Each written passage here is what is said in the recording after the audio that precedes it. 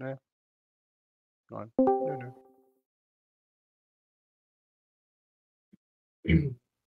Hi, Puck. Nee, immer noch nicht, Till.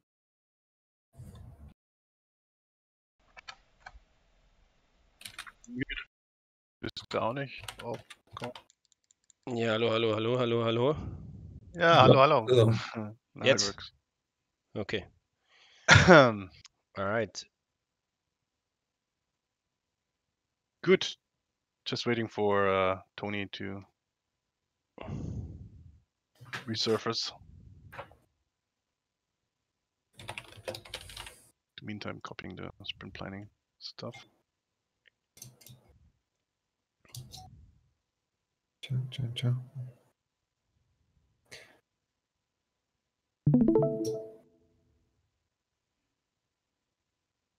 It was so warm yesterday. Hot, I would even say. What a summer. Not complaining though. We have actually no south-facing windows, so we're kind of fine. South facing windows. Yeah, none of them.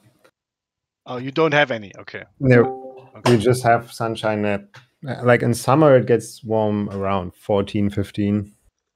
Mm-hmm. Where are you based, actually? Where are you? Steglitz. Oh, okay. Because I heard someone saying you were like outside of Berlin, somewhere. Steglitz. No. Steglitz is outside. Steglitz? No. I disagree. No, sorry, I have an SN and U-Bahn, so. Okay, where exactly in Steglitz? Rathaus Steglitz. Oh, okay, nice. And what was your the name of your first pet, and to which school did you go? You know this skit where they interview people on the street and they go like, are you sensitive or sensitive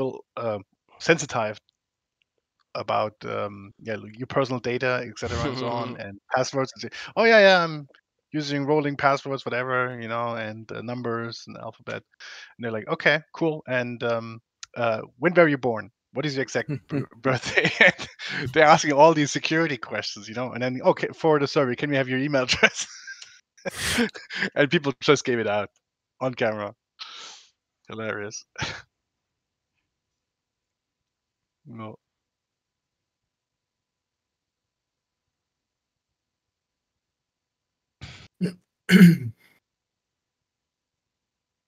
What's going on here? Yeah. I just double-checked my security yesterday since I kind of lost my Discord account. Okay. What happened there? I lost the access to my email address. Like, Oh, okay.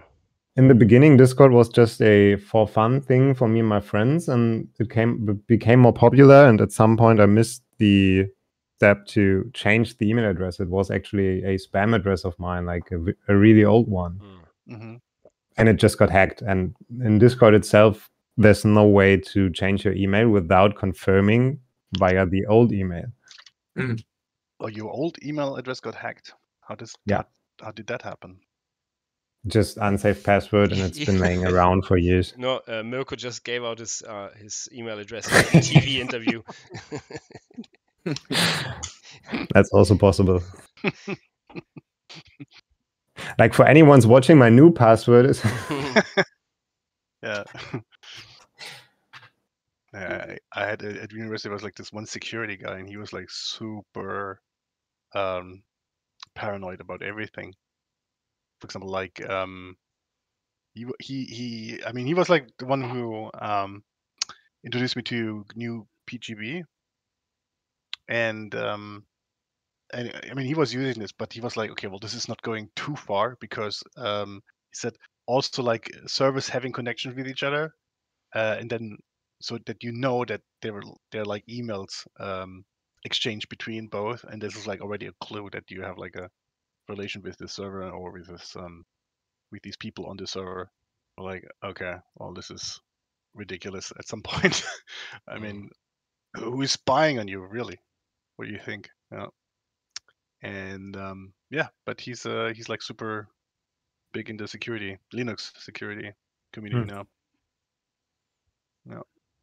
Ever-growing sector. Yeah, it is.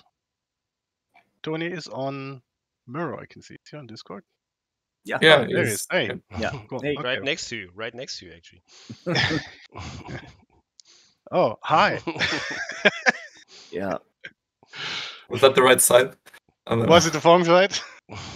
Yeah, it was the wrong side. God damn it. Exposed? For me, it's the right side. Okay, I'm mirrored. Am I? Yeah. For myself. We can do like a fun pandemic like performance where we like give out stuff, like give stuff to the next one, to the guy next to us.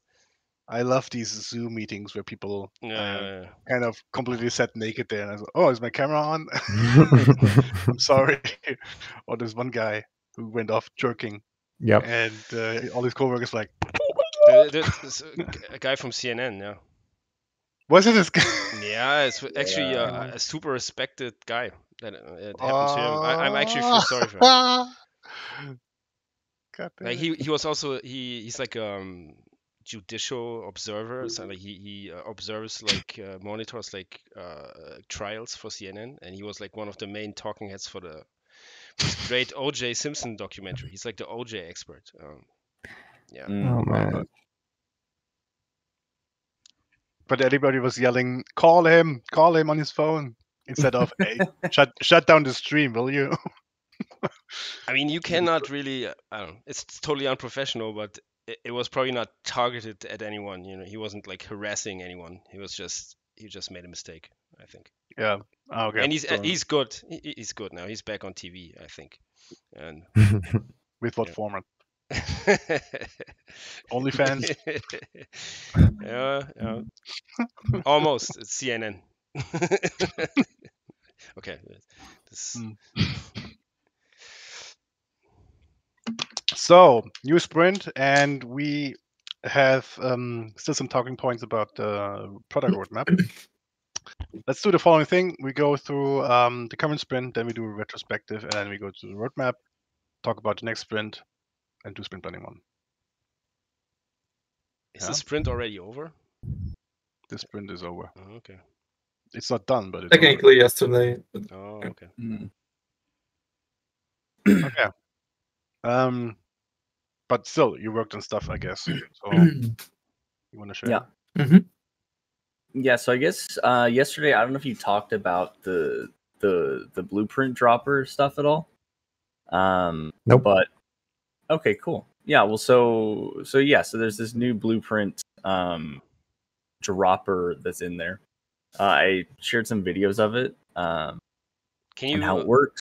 Can you briefly explain it once more in like simple terms? What it actually does?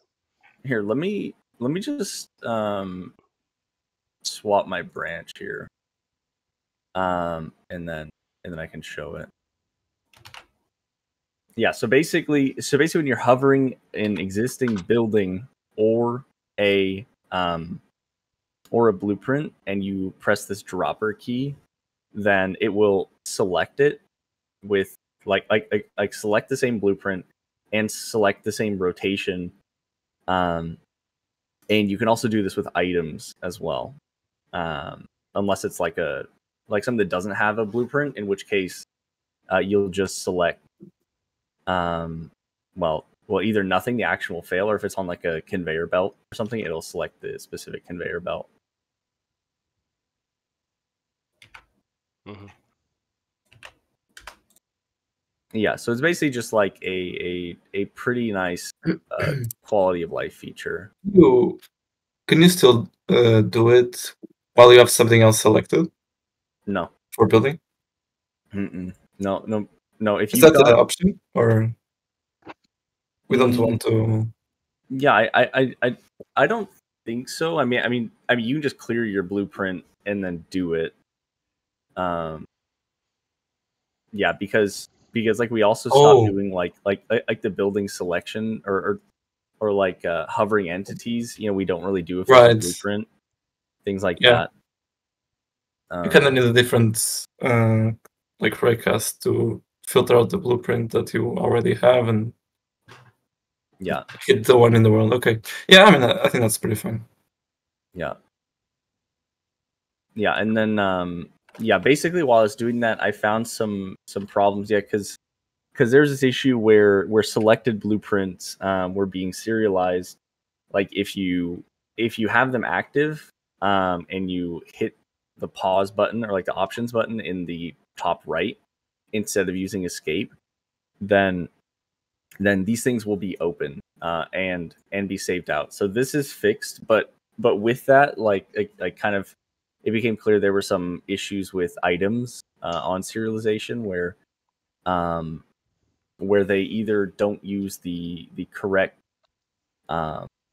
like voxel data, or they don't reapply their physics objects, and then specifically if somebody's carrying something, then that really will not really work.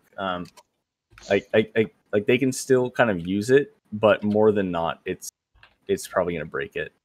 So yes, that's what I'm working on today, or was this autosave and item serialization. Didn't really, I haven't really been on that long, but yeah. Mhm. Oh yes. Let me share my screen.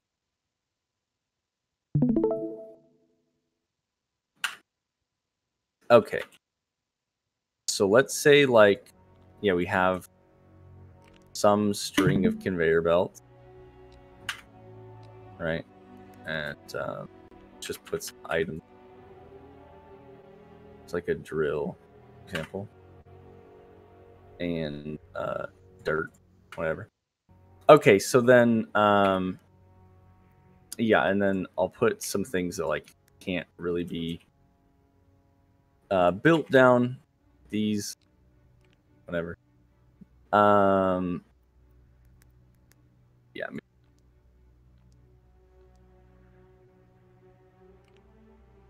Okay, so basically when you're hovering something and you press C, it'll auto select it. Yeah, so like these drills will just be auto selected in this rotation. These ones will be the same way. Yeah, and it works for blueprints as well. And yeah, it's also for items in the world. So like, yes, this is what we were talking about, where we're basically like, I'm hovering drill or the dirt here, and if I press C, it'll select the conveyor belt that it's on. Just to like, yeah. Well, so first of all, there's a problem where the colliders of things on conveyor belts was way bigger than it should have been, and so actually hovering or selecting the conveyor belts is pretty easy. Actually, it's really not that precise. And if I were to do this with a something on the ground or an item on the conveyor belt that can be built, then you'll automatically select the blueprint. And just like stuff on the ground,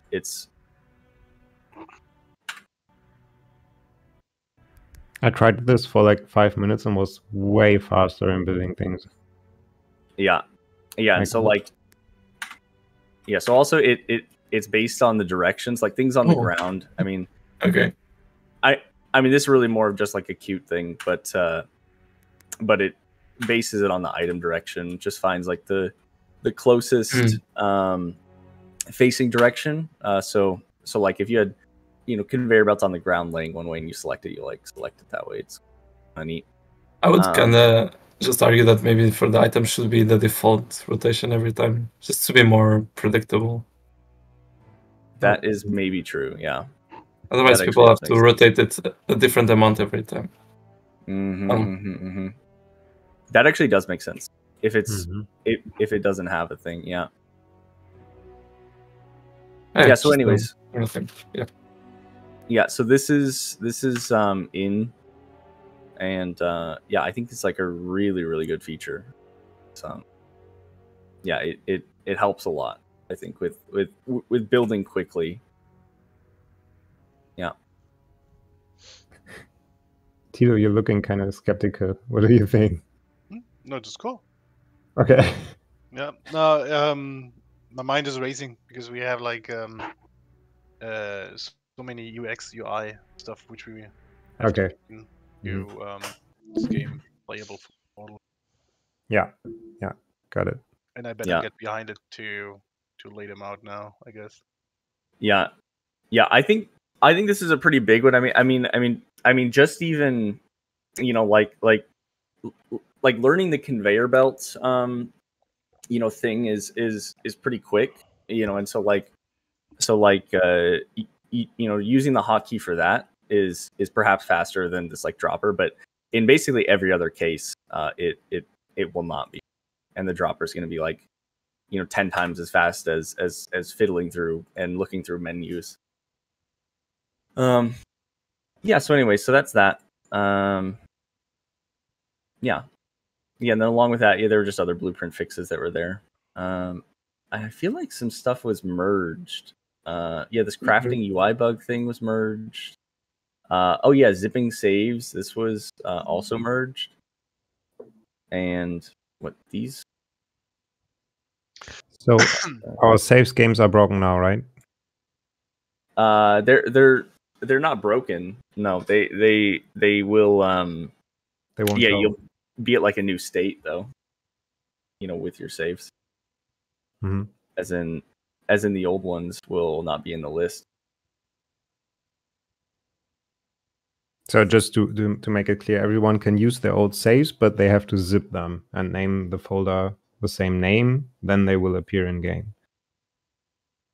Yeah, which I mean, we could probably even do this, you know, like automatically on a first time load or something. I don't know. Don't bother. Okay, perfect.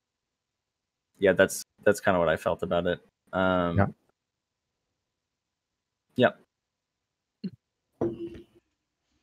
Yeah, and for me, I've just been looking at these issues, which are definitely related to HPA.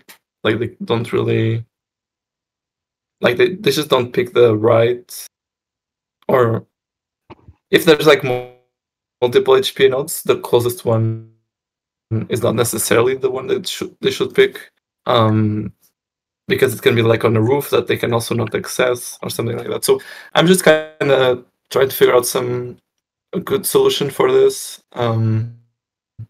like doing some tests with, you know, like almost like sampling those nodes for a path to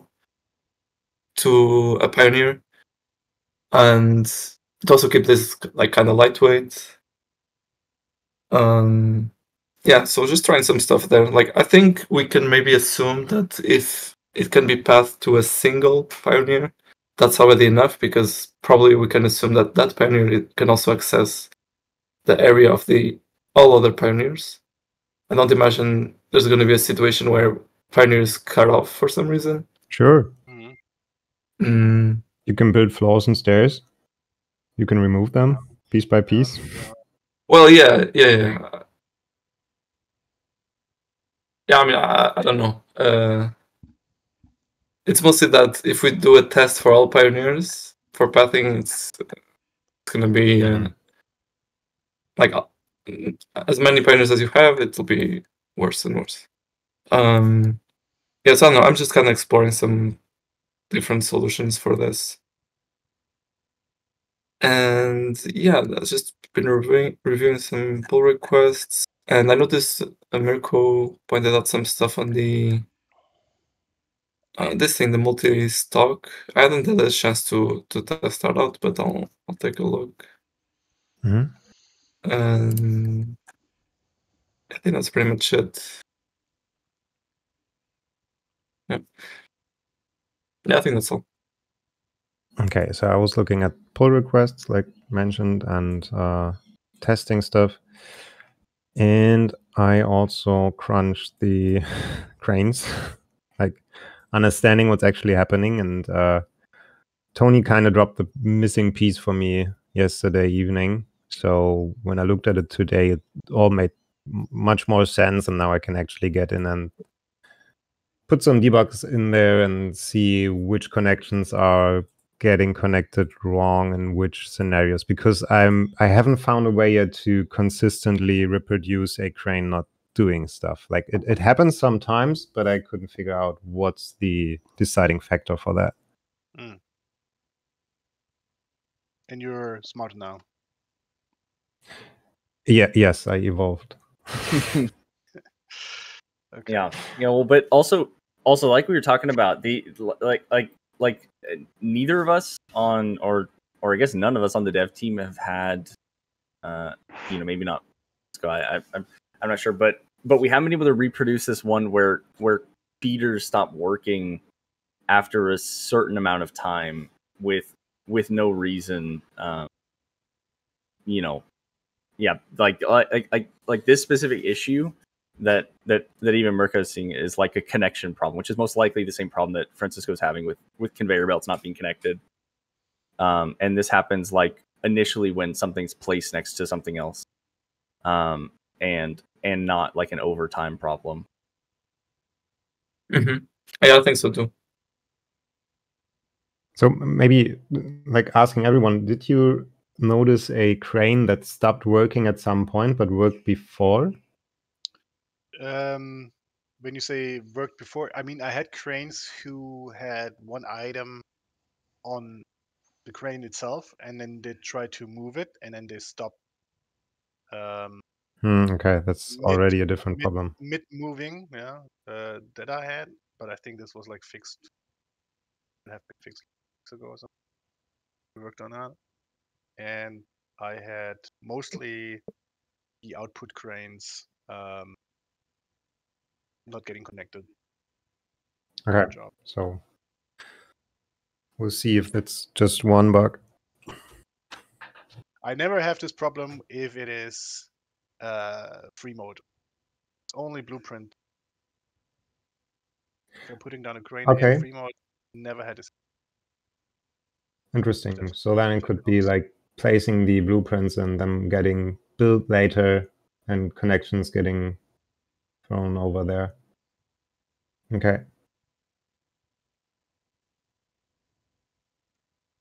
Yeah, continue looking into that, and that's it. Okay.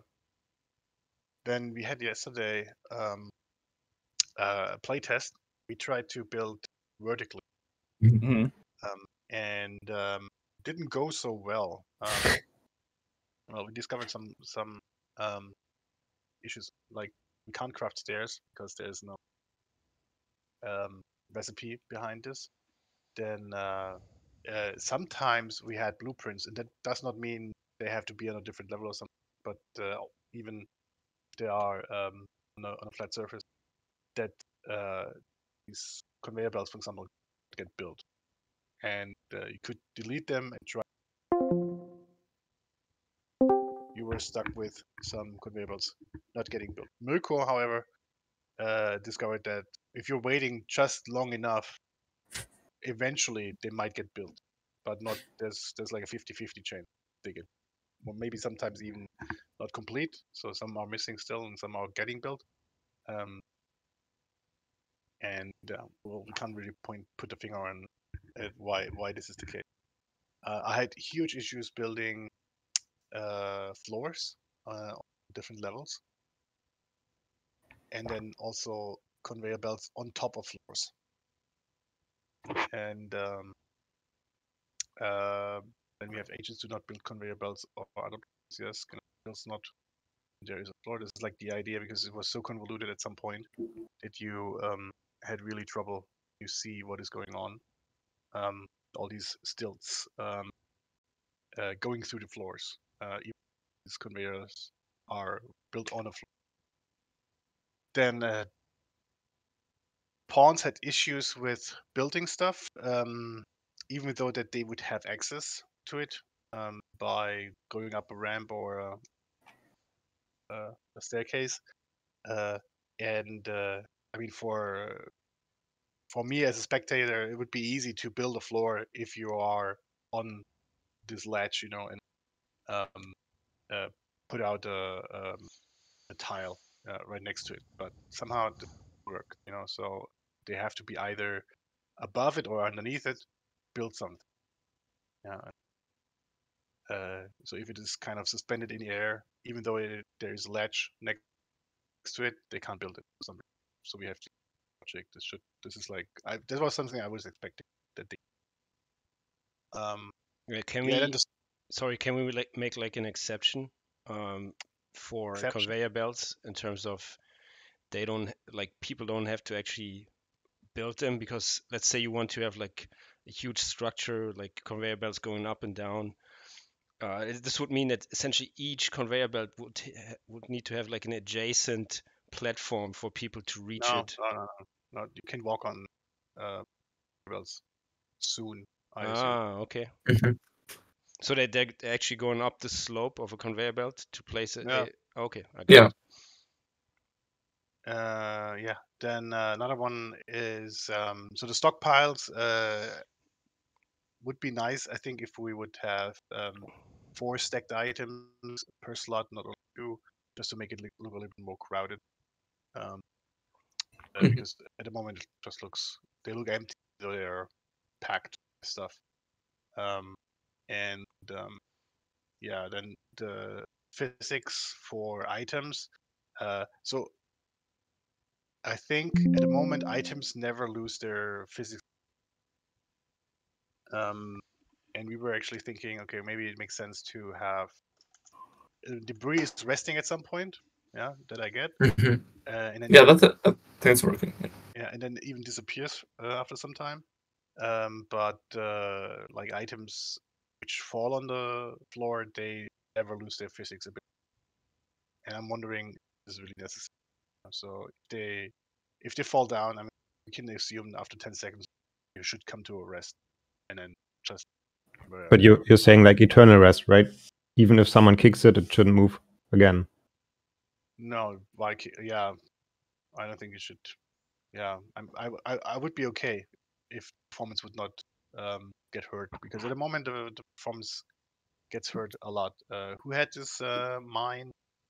Like Yeah, it was like getting Yeah. super slow down. Yeah, I also Yeah. had the same thing. Yeah, I and I put something about this on it, which is like a different solution that doesn't make this happen. Basically, like having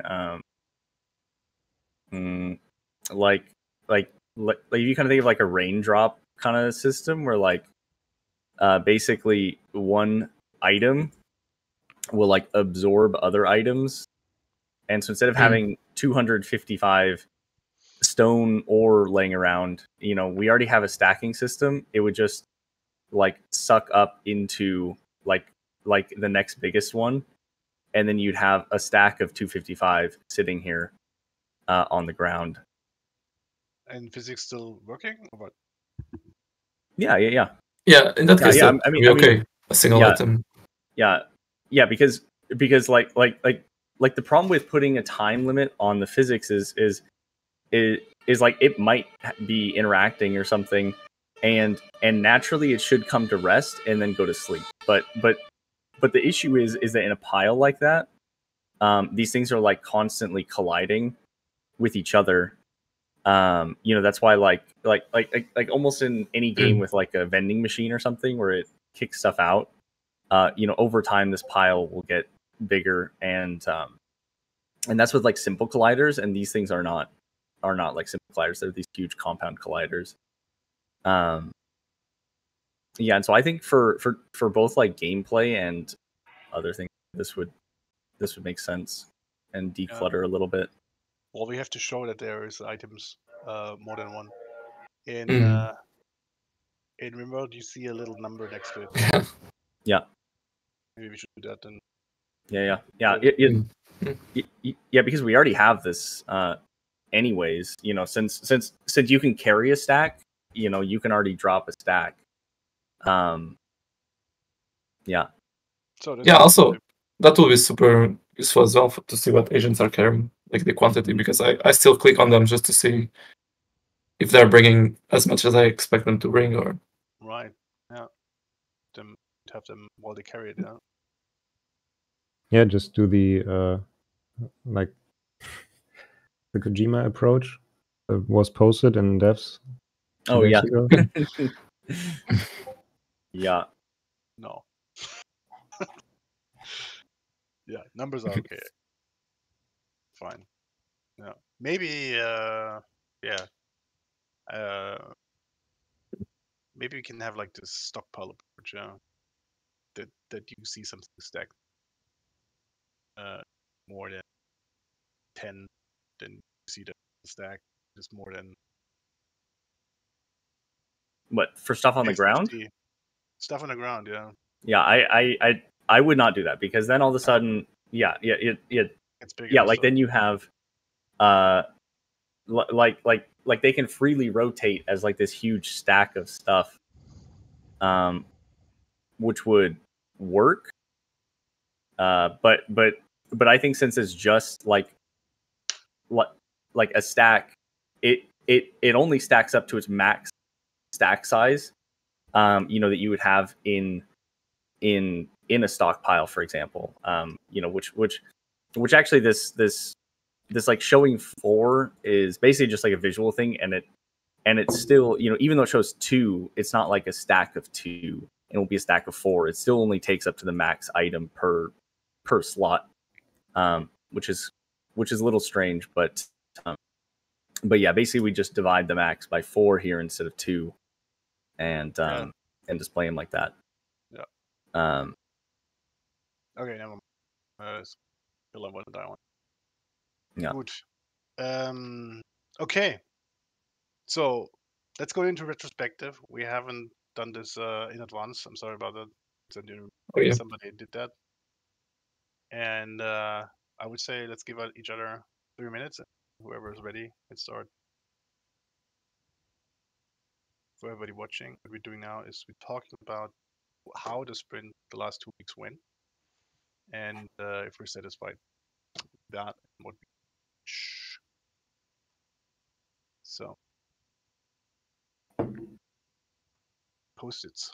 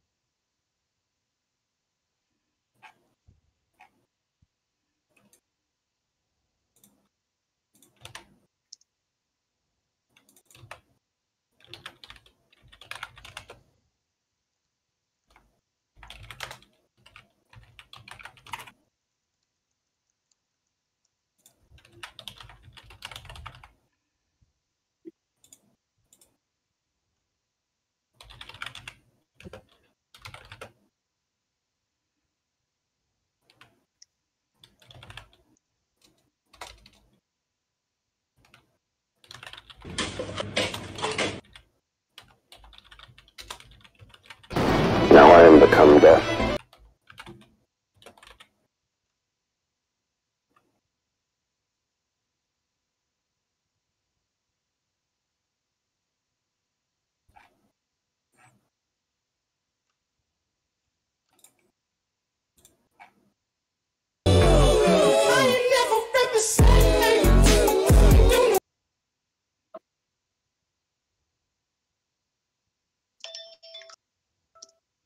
Okay, time's over. What's the start?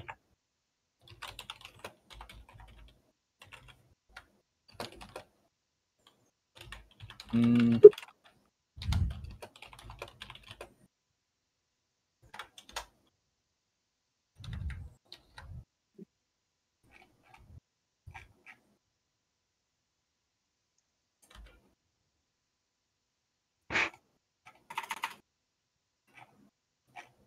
Okay, I can go now.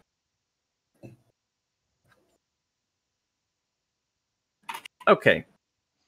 Yeah, so just quickly, my feelings.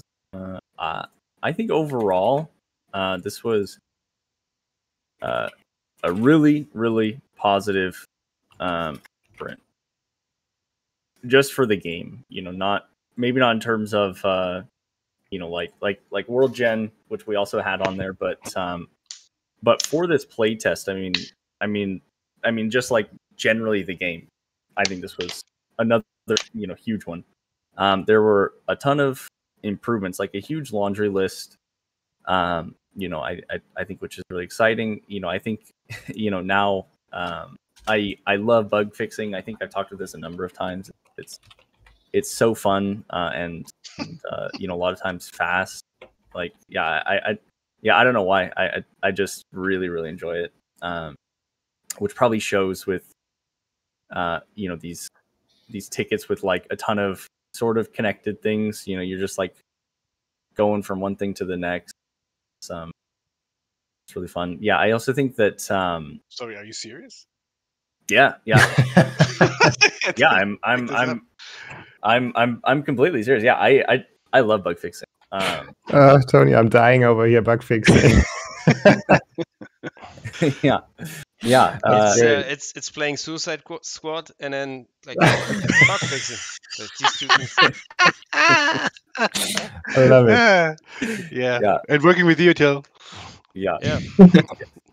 No. I honestly, I once I start playing Trackmania, I actually have like not gone back to another game. I'm still like sucked into Trackmania so deeply. Yeah, that can take a while. I thought you were gonna say since you play Trackmania, you like fixing bugs or something. No. That's just inside. Trackmania is like literally the best game I've played in years. It's like a new game. I actually played it a lot when I never played it was before? younger as well. Oh, it's so good. Isn't Yeah. there I played it a lot. Isn't there a sequel? Yeah, just the 2020 one. Yeah. Okay, They were It's different Trackmanias, yeah. So you're playing the first one? I'm playing the current one. Oh, okay. Yeah, which is just amazing. I mean for a ton of reasons. Yeah, I won't get into it, but it's like right up my alley. Yeah. Yeah. So you're either racing cars or you're racing to fix bugs. Sure. Yeah. Sorry. Yeah. Yeah. I also think that re-enabling agents here after like a lot of fixes is really really cool. And now I think that like we're getting into like some of the last big usability things. I mean obviously some stuff's still coming up, but like playing for an extended period of time and building like a large sort of structure, a large factory like that, like probably would not have been possible. I mean certainly wouldn't have been possible prior. So this is really cool. Only in free mode, possibly. Yeah, exactly. Yeah, I think that it was pretty stressful, I'd say, like prior to this Tiny Teams thing, which also was really unfortunate. And really didn't really show off a lot of the stuff we've been working on. I also kind of feel like we had this like really good discussion that I think we're also having today. Kind of looking at the current state and really kind of changing to what we want to focus on, with what we already have. And I think that this is really good. And actually with that, I think that kind of over time, things have become a lot clearer. Maybe even just with this playtest, I'm not sure why, but I just kind of feel this way. And I guess actually a couple new ones. Yeah, sad that like probably don't play the actual game all that much. You know, like really during this playtest is, you know, like the first time I've had you know, opinions on how it like really plays, you know, as like not opinions on how a system should work or how something, you know, but like as like a full piece, you know, and my feelings of it, you know, as a game, which I think is like exciting as well. Yeah, probably sad that there's still like so many things on the playtest, you know, spanning from bugs to you know, new features, you know, and even like pretty big necessary features like the autosave is like one of the biggest necessary ones. But I also think that this is really good. You know, we've got like a you know, kind of just an endless stream of things to fix, you know, and I think that that as of right now, you know, that's probably a good thing if we just keep on it. Yeah, I would also say just for me, this blueprint dropper is kind of a game changer. Yeah, and that's it. Thank you. If you don't mind, I go next. So, okay. Yeah, Tiny Teams was a little bit ambivalent for me. I would say I'm super stoked about how many people discovered the game through this. Of course, very sad that we didn't get a chance to show it on the stream itself. But we got a ton of wish lists, a lot of eyes on the game, which is great. It's here. Tweet. Yeah. So even though that we, and also, I mean, what came out of it with the when it comes to the state of the game, what Tony said is amazing. Yeah. So when we laser light focus on a certain aspect of the game, then we can move mountains, which is great. Yeah. What I'm mad about, I mean, kind of. I don't know. We missed the sprint goal. Completely overestimated how much we can deliver in a sprint, and yeah, we have to have a discussion about this because we're doing this for a long time now. Yeah, and this is not how you actually should do Scrum. Vacation was nice. Actually, really needed that.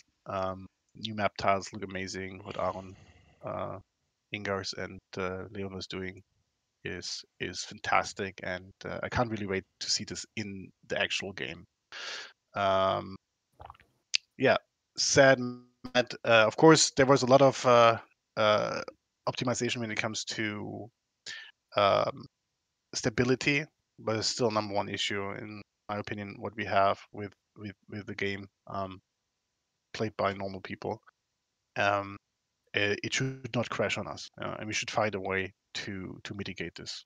We're talking about catching these errors while they're in game, and then maybe process them differently than we do now. A fatal error at the moment in Unity is just a red error message in a debug window, and it doesn't bother us a lot. For a normal player, a fatal error is a crash, and the game is done. Yeah, and we have to kind of emulate whatever Unity is doing with error handling. Mad, completely about me.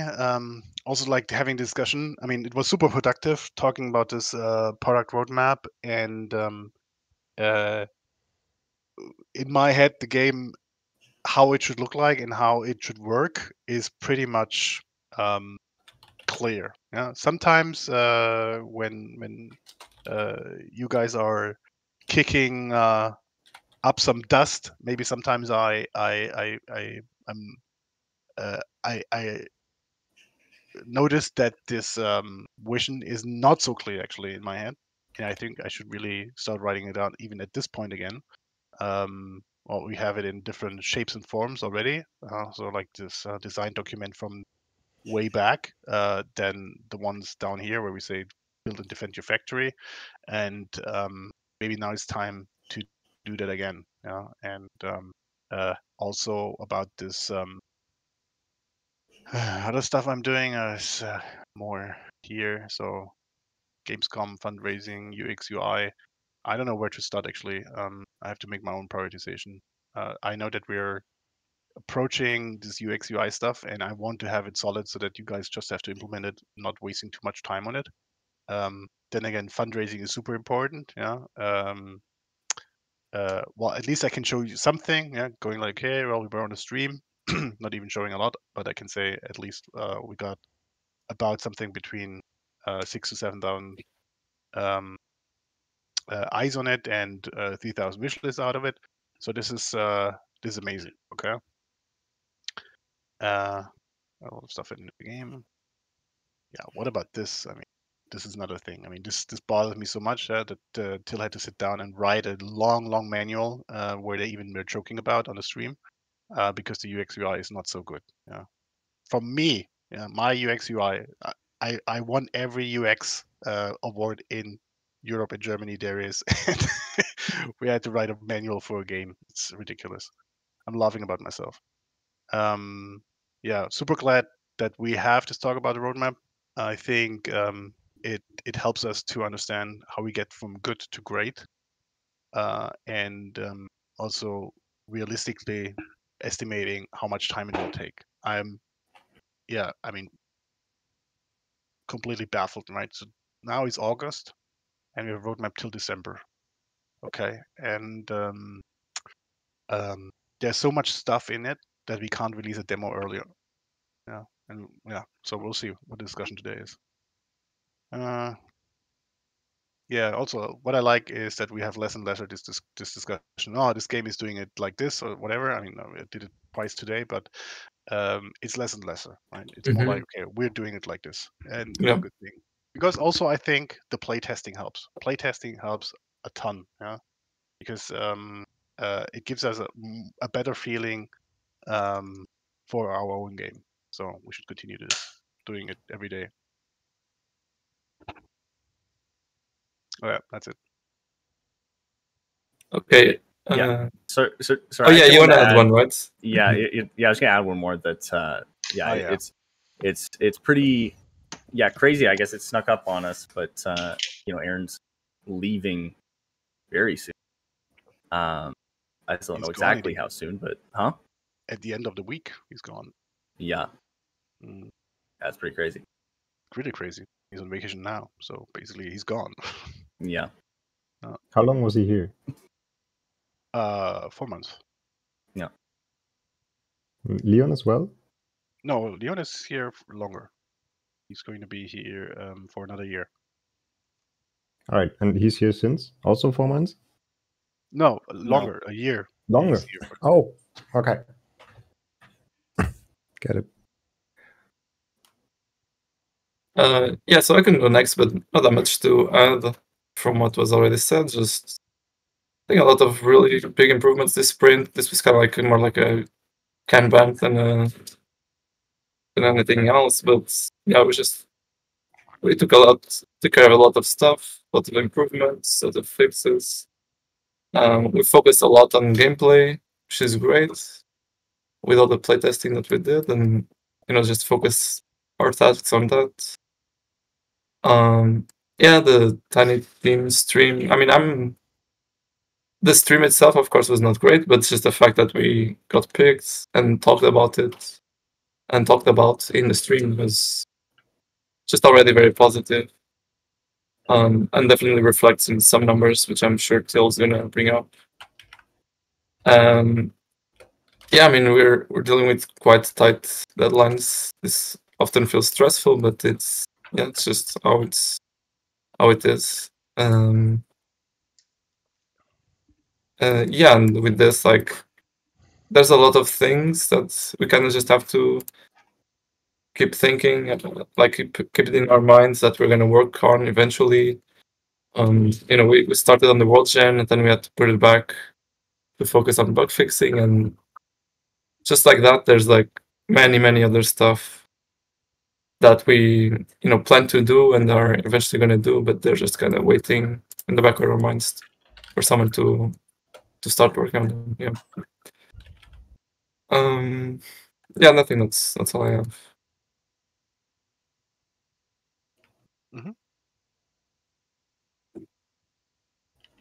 Yeah, cool.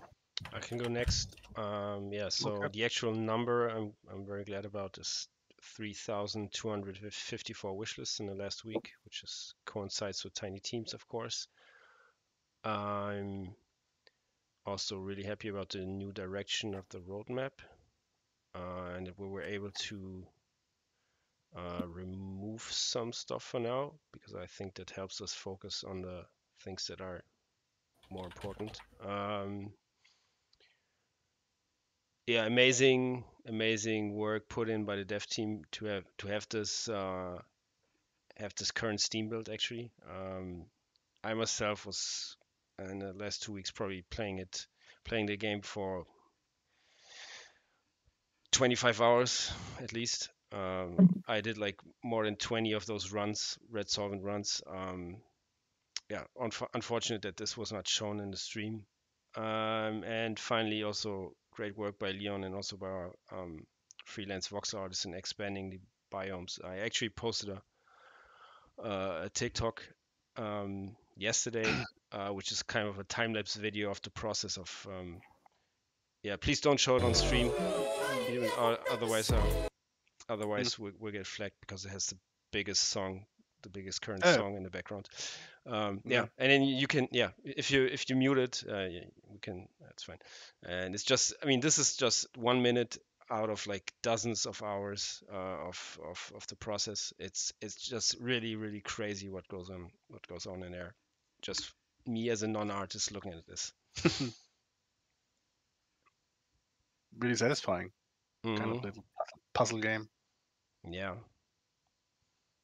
And this is like he's using like 3 different programs, combining them, importing them, mixing them. Yeah. Yeah, I can see Aurora already in this world.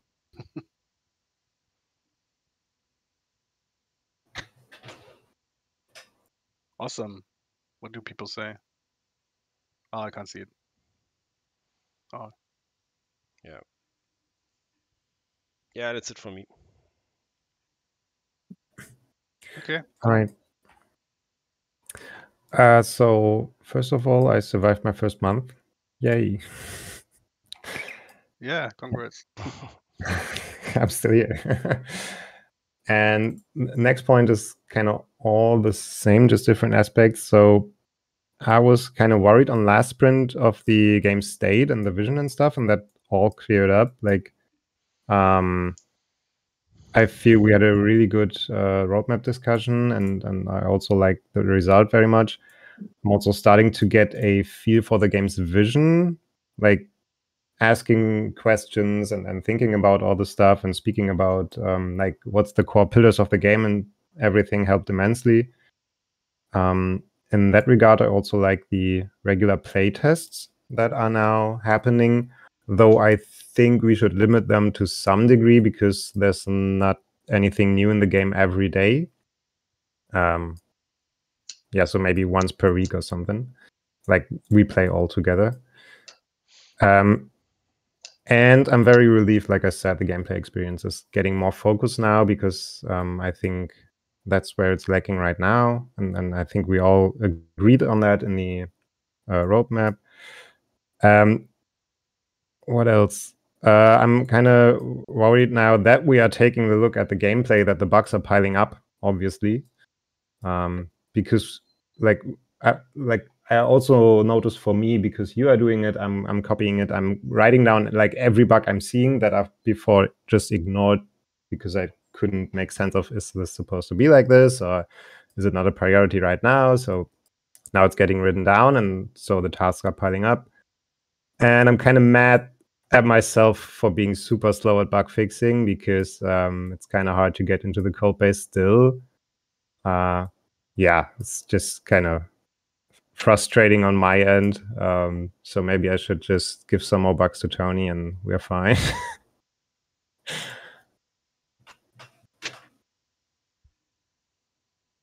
And that's it.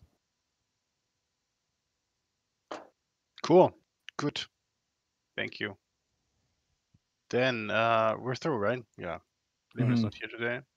Then we are going over to our product roadmap. Talk about this. Okay. So there is 2025, yeah, attached to it now, and today is 15th. It's here, and we said we want to work on. Thank you. Sorting queue menus and working on conveyor belts, handcrafted world, and idle animations in this sprint. And for the next month, I mean, are you still okay with this layout here? Does it make sense? There's one thought that crossed my mind yesterday, like after the meeting, because you were asking on why we put so much, like, thought that playtesting is so much effort on the dev end. And I think the answer for me is because playtesting is one thing, but there are going to be a lot of things coming up in playtesting that need to get implemented. And that's the part where we are going to sink the time in. Sure. Just as an Yeah. addition. Yeah. I mean, that's 100% what happened to this sprint, right? Like again, just fixes. All of us worked basically full time on fixes, and so we fixed a ton, but like made no forward progress on our other story that we had, and even still, there's like a huge backlog. Yeah, exactly. Yeah. Right. Well, we have to talk about these then as well. But before that, we have to talk about 3 days. Kickstarter campaign start, public demo, and the early access. Yeah. Okay. As I understand, the Kickstarter followers, they do not degrade very much, and therefore we are fine with pushing the Kickstarter campaign out, maybe even to next year when we have a demo. Yeah. Yeah, I mean, what's connected to the Kickstarter is a trailer, a campaign video. So this should display what the game is about. Yeah. So it would make sense.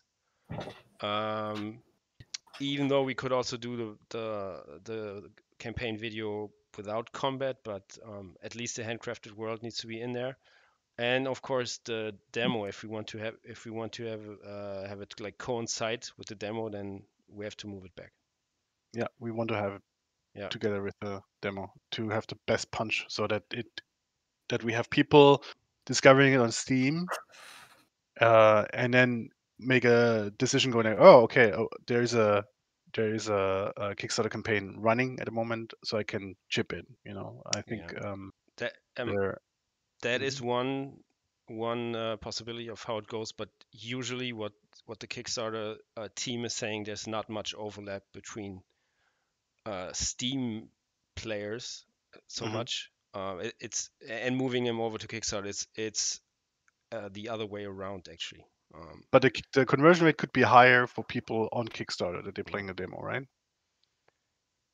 Yeah. That they're able to play a demo. Yeah, if it's good, if it's great, which it's going to be, then it's like super important because it's proof to them that this is fun and they want to play the game and they can't wait and they want to order and they're intrigued by the stuff that they're seeing in there, and maybe want to build a plastic figure of a magpie that they saw. Yeah, and also takes out. I mean, for me, it's always this Venn diagram. All these Kickstarter campaigns is like, okay, well, this is the fantasy I wanna support, and this is like the risk of it actually happening, and then they're looking at the teams page and going like, oh, okay, well, they are seasoned people, so they know what, and okay, they even have other funding than Kickstarter, so that's also how this risk circle moves more in the middle, and lesser risk, and then when you tell them, well, there's a demo, people go like, oh great, okay, well the game is almost done, so there's no risk involved, I will get my game. Yep. Yeah, okay, good. Good, then maybe start from the back. So we said we wanted to have like maybe Next Fest in February. Maybe it's better. You say there's another one also in June 9th. Yeah, Right?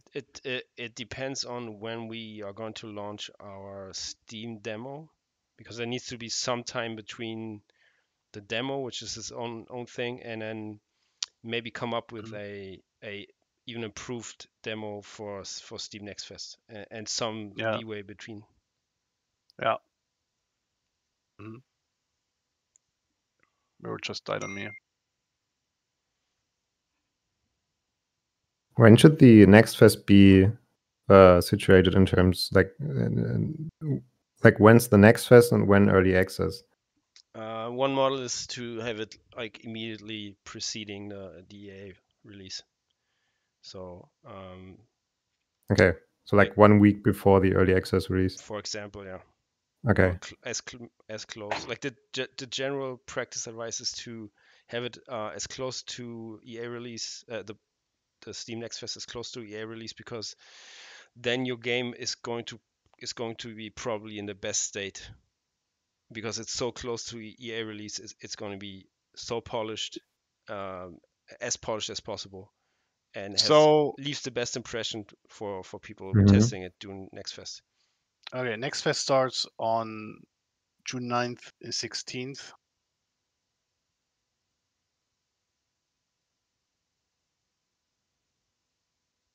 Yeah. So a day after Next Fest, or is it make sense to launch it on the last day of Next Fest? No, probably like at least a week between the start or the end? Between the end. Like the Well, like it this could be the 24th? next. It could be the next day. It should generally be like a Friday, or a Monday. No, I think it should be a Monday, because then you can be on the upcoming popular upcoming over the weekend, which is not changed over the weekend. Yeah. Ah, got it. Okay. Well, okay. Yeah, which I think that makes sense anyways, right? Because just so that we're all on as well. For bug fixing and stuff. Oh yeah. You don't want to have it released on a weekend. Yeah. Even though this thing should be super solid. Yeah. Yeah. Yeah, and then of course we have to also check the release calendar. If there's like a Factorio update at the same time, we should probably, we should move it around a little bit. I don't know. I wouldn't. I don't know.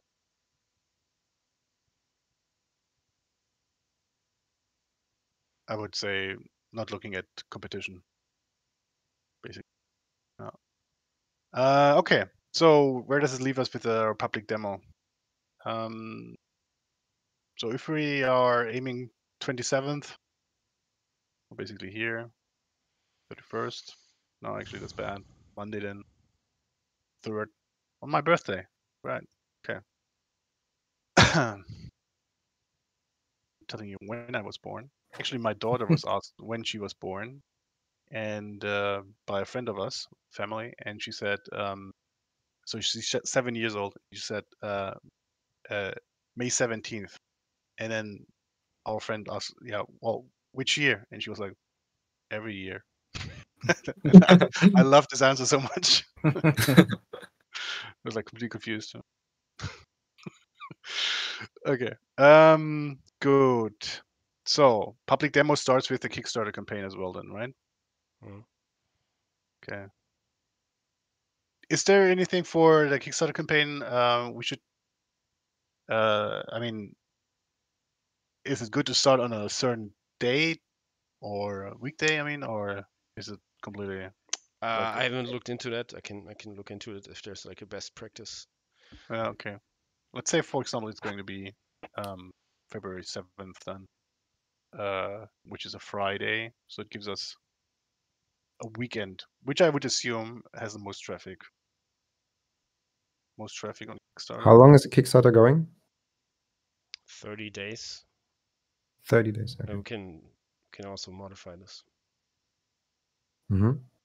Mm-hmm.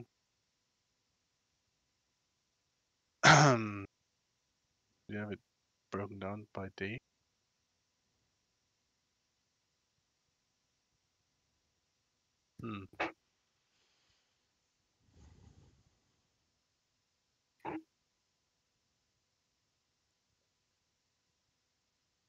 Which day to launch a Kickstarter? Launch Kickstarter. Tuesday. Okay. Why?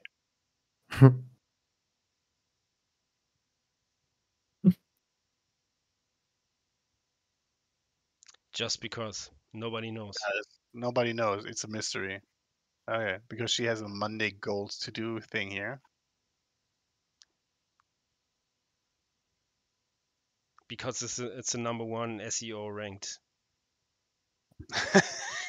result. Same shows at 8 a.m. on a Tuesday is the most effective for weekends. Okay.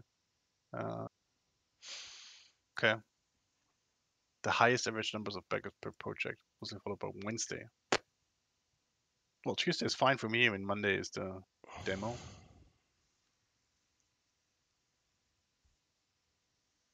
Okay. Good. Sounds good. Sounds good. And Kickstarter stops then Or a month later. Here, yeah.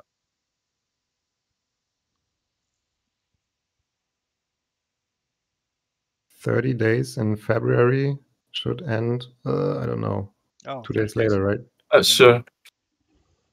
I guess Thursday or Friday. But is there a better day to end Kickstarter as well? Like, is Friday better or Thursday better? To end? Probably not. Probably not. I think it's completely uninteresting. I mean, we should have the funding in the first week. I mean, that's what we're aiming for. Other than that, the end of the Kickstarter does not make a difference. Okay, good, good. Anything to add here? Just sprint-wise, in terms of what we're working on when? Don't know if that's the right point. Yeah, so there's like another week here. Yeah. Like normally in game development, you have some point where you are feature complete and only polish, like for weeks and months. And I'm not sure how and when we should handle that. Like, is this a topic for the demo, or are we doing this for like the early access? You have it here after the year, month for early access. Mm-hmm. Yeah. We should also get some new features in the early access, right? So it's Yeah, here. an upgrade. Groups. Quests. Probably not electricity liquids. Yeah, that's up for another discussion, which I would like to have in a couple of months, basically, where we see where we're ending up with the roadmap. Maybe we are super fast. You know, could also be the case. I think we were a little bit conservative. Like a whole sprint only for hauling. Okay. Whole sprint only for UI and UX experience. Okay.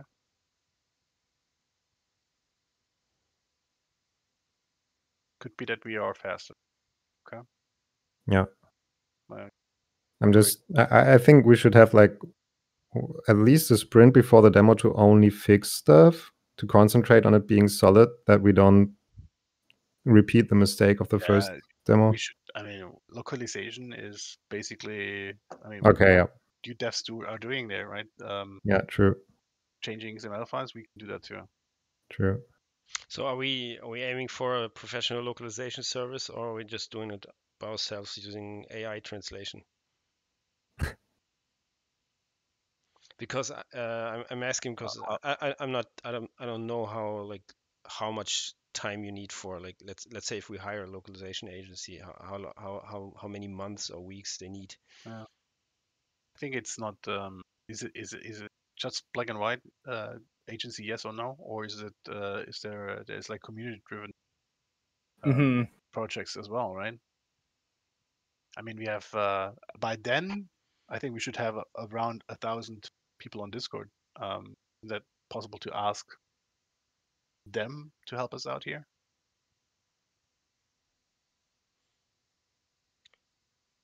Yeah. Yeah. It is. Problem is, they're not, trained localization experts, even if they speak the language. You know how many German. I mean, I know how many German friends of mine cannot properly read and write. Yeah, it's a fact. It's a fact. Yeah. Okay. Yeah, I don't remember which game, but there was something where they basically had official locals, or like languages that they did localization for, and then anyone that was a community, they basically put like community translation around, just to kind of say like, yeah, this is just not professionally done. Right. Okay. Well, gotten a ton of negative. Can you find out how much an agency costs? Yeah, I've Or how many languages? How many languages are there? More than 30? For the EA, yeah. For the demo, I think we said only like 6. But it probably could do both. I don't know. Yeah. Yeah, but I mean, the localization agency will also probably just use AI and then have some people look over it. So one model could be we translate it ourselves with AI, and then Have the give it community to look over people it. for proofreading, which that we could do. I don't think we can ask someone to localize something into a language, unless we do some vetting. Yeah. And so by AI, you mean like just sticking into Google Translate or DeepL? DeepL, yeah. Yeah. Pretty much.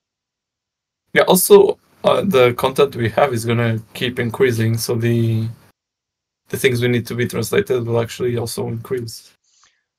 Yeah, but it's not gonna be. That's why we do it at the end. I think the thing about localization, it's not only translating text. It's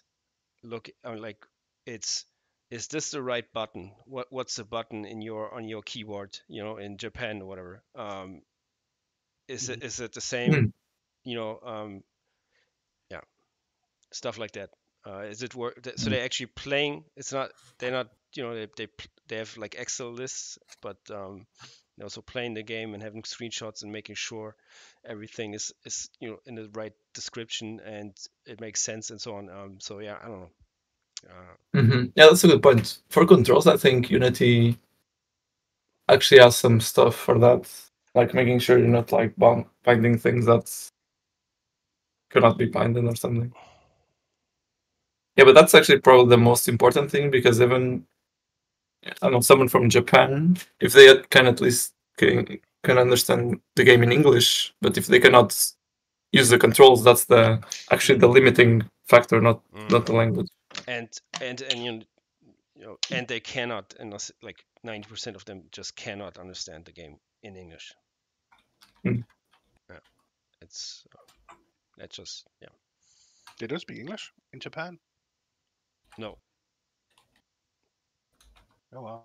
And I'm just generalizing, of course. And it's a great country. It's hard, yeah. It's hard in Japan. It's the same, and I'm generalizing again. It's like countries like France and Italy. It's essentially the same thing. There's always people who like can't understand everything, but it's also also a marker of quality if your game is properly localized.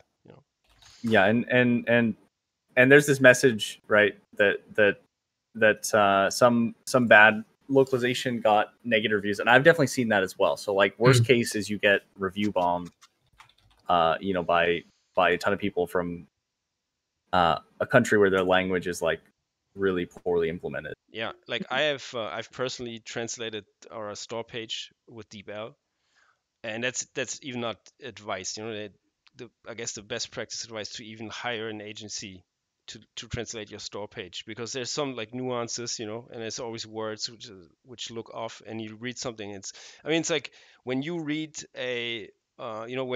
which I never understand when I like go through Berlin and I see a restaurant, and they come like it's from a different culture, and it's maybe so some guy doesn't speak German properly, but he hasn't put in the effort to have the native speaker look at the menu, and there's like some off-putting things. For me, I just passed by because I think if he doesn't really care about his his menu and stuff, and the stuff which is advertised, then it feels weird. Maybe like as a real life example. Right. Okay. Good. Okay. So, Yeah, that being said, I'm happy to kind of oversee the localization thing and translate myself using these tools. yeah, Just a and lot of manual work, but I'm happy to do that. maybe you start now because we already have some. I mean, we have still some stuff which is not translated into English. Yeah. They have like still the. Yeah. The question talk. is, do we have like in the end just one, XML file that has to be translated, or is it does it make sense to start now? That's a question. And then always going back to and adding stuff, or should we do it like in one run? Well, you can start now with the stuff which there is, and you can do it again in January. Mhm. Yeah, I think it's going to be like always an ongoing problem, and it's something that I think every time we have this talk, right, about like how many languages we'll include,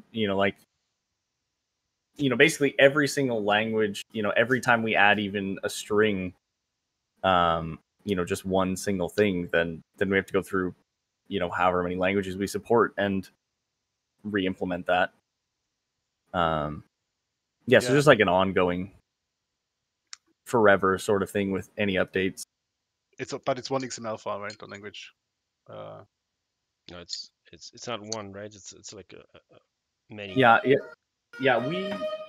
As of right now, it is. I think that there's probably better ways that we could like set it up, but as of right now, that is the way it is. They're all split into different files. Well, how many files? It's one per. Well, so basically, it is a number of files because they're split up and parsed in based on their postpen. So, like, if it's an English XML thing, it'll have like an EN on it. Z, it'll be, and then and so so there's like a number of these. It's basically the same way it was at eWings, right? We had like a ton of the. We have like two translation systems. files. Yeah, we had like one. We had like two. Like one general XML file, and then Exactly. specific templates. Exactly. Yeah, and they all just get parsed in, and you can find the ones that aren't translated pretty easily and target them. But what we don't have is like one kind of master list just to send somebody of all the strings that need to be localized. Right. Yeah, and just for the record, we're committed to 22 languages, both for the 22. interface and subtitles In the demo or in the early access? in the early access. Good. Yeah, that's manageable. 2 languages. How many countries do we cover with this? How many countries? See? I can read out the languages, which is English, French, Italian, German, Spanish, Spain, Japanese, Bulgarian, Czech, Dutch, Greek, Hungarian, Korean, Polish, Portuguese Brazil, Portuguese Portugal, Romanian, Russian, simplified Okay. Chinese, Thai, traditional Chinese, Turkish, Vietnamese. Okay. Well, with And English, Portuguese, and Spanish, I think we should at least get like 20 countries. German, 4 countries. 3, 1, 3.5. Okay. yeah, and there's also discussion if we add Indonesia to it. Baha, Indonesia, I think is the language called. Biggest, I mean, fourth biggest country in the world. Yeah. Okay.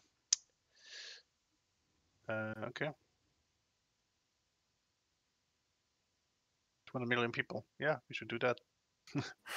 Are they also buying games? I think it's like a rising market. Okay. So there's several online pieces arguing that you should do that. Yeah, I remember you posted something like that. Niche is now fully supported by Steam. They say 14,000 likes. Yeah, that was last year, September. Interesting. Okay. Yeah, sure, included. Okay, good. But back to our roadmap. So that's good that we have like these dates and there's no development around these dates, and we have. I would say it looks very comfortable. In my opinion, so like holding and experience like a whole month, nothing else, or like a whole sprints for these important exits things. Yeah, so that should be that said, we should be able to fix all bugs and add these new features. Doing Yeah. so.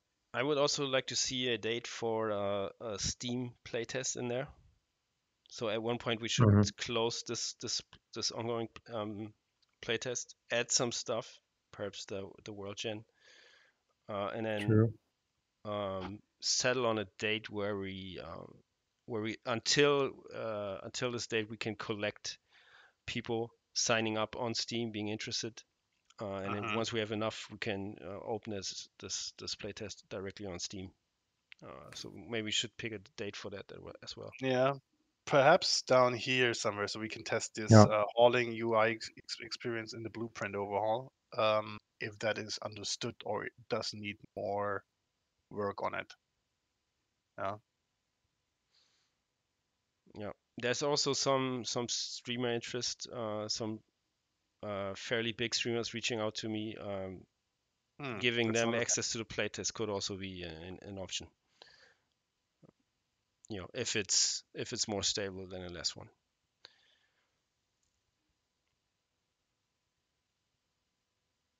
Either that one or the public demo, right? Public demo, definitely, yeah. Yeah, I mean, a public demo, I mean, to a certain extent, we can also not control it, because then it's also a situation where streamers will just pick it up and play it, and we don't, without asking for permission or whatever. Yeah. But we can promote it. There should be also a lot of promotion going on from I don't know, from January on. Maybe we have a public demo which we can give to streamers earlier than everybody else. Definitely, yeah.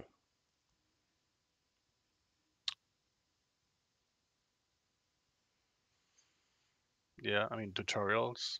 You could give them a handwritten tutorial. Yeah.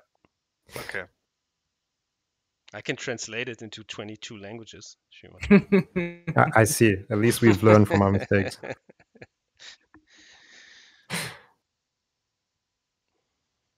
Okay.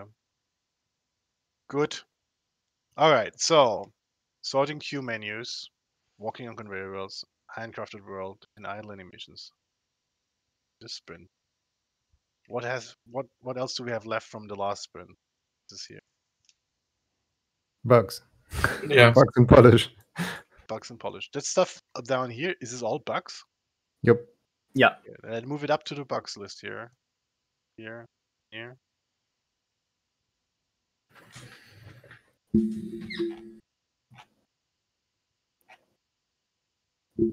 Are we copying or moving? I think copy. Yeah, copy. Okay. Then I'm not gonna copy anything to not have duplicates. Yeah, I'm copying right now. Mm.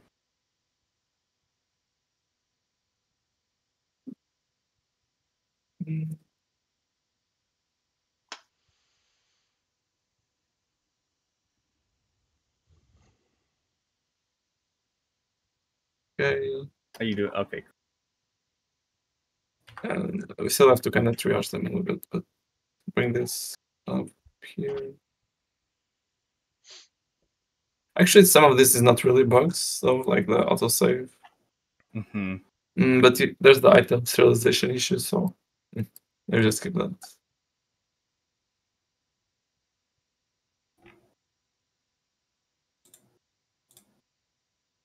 Yeah, I think we still need to kind of triage them because there might be duplicates.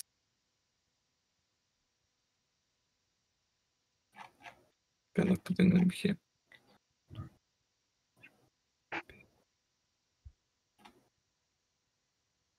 Yeah, well, and the stockpile stock up fails.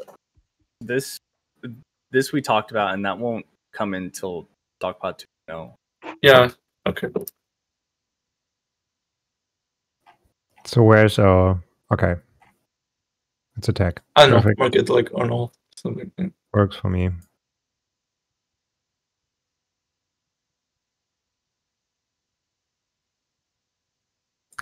These small tooltip issues, like the size has been fixed for the workbench, but they don't show sometimes. That's still a thing.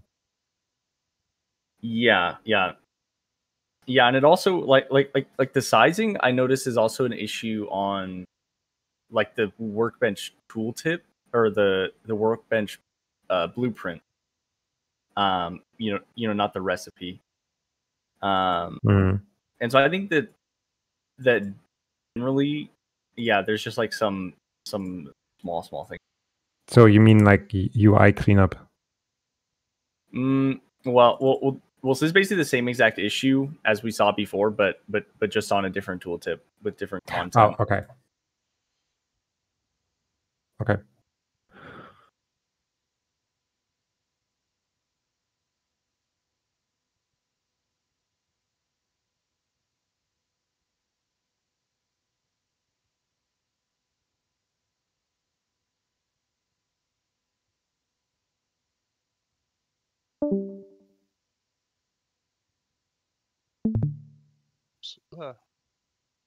Yeah, some of the stuff is not really bugs like this thing.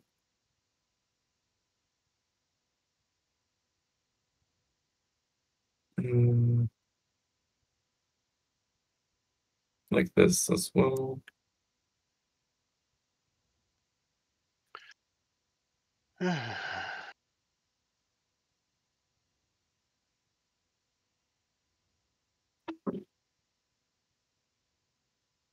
Yeah.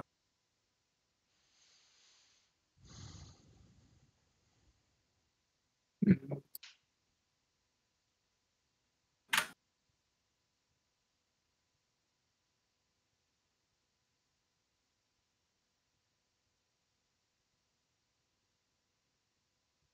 Yep, but yeah, that's it.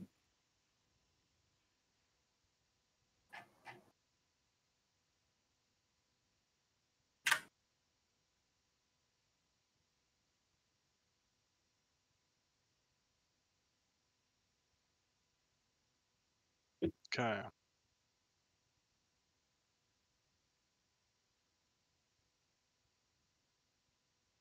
Okay.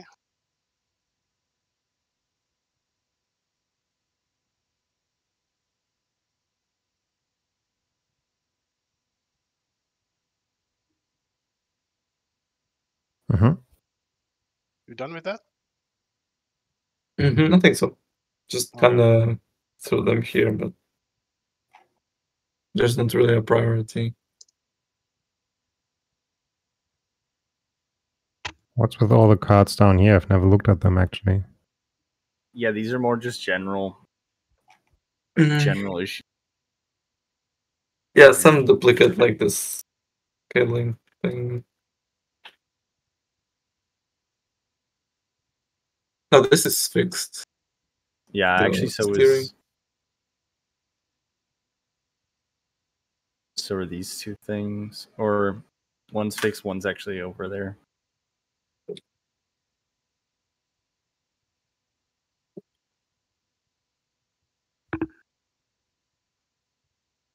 Okay. Yeah, yeah. I think it's just more general stuff that would basically be treated as like if you're picking up a general issue or like a bug or whatever. Okay. So this is kind of a backlog for bugs and improvements, or improvements, I guess. Mhm. Yeah, yeah. This was like a backlog from before we had the bugs thing at the top for the playtest. So then, how to organize it now? Should we just copy it in every sprint?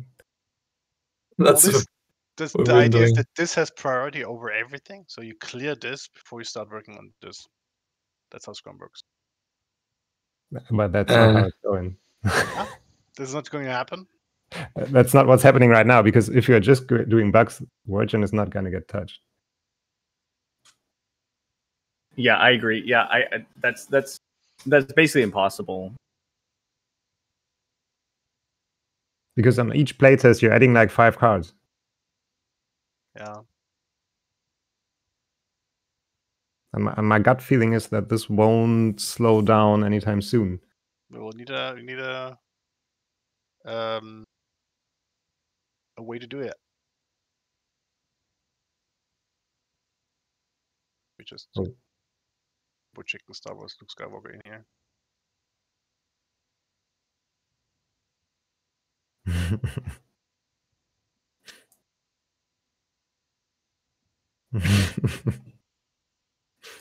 Remember that one? It's impossible. Oh yeah.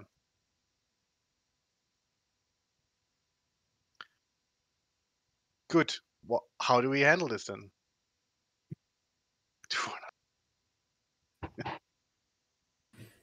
Okay.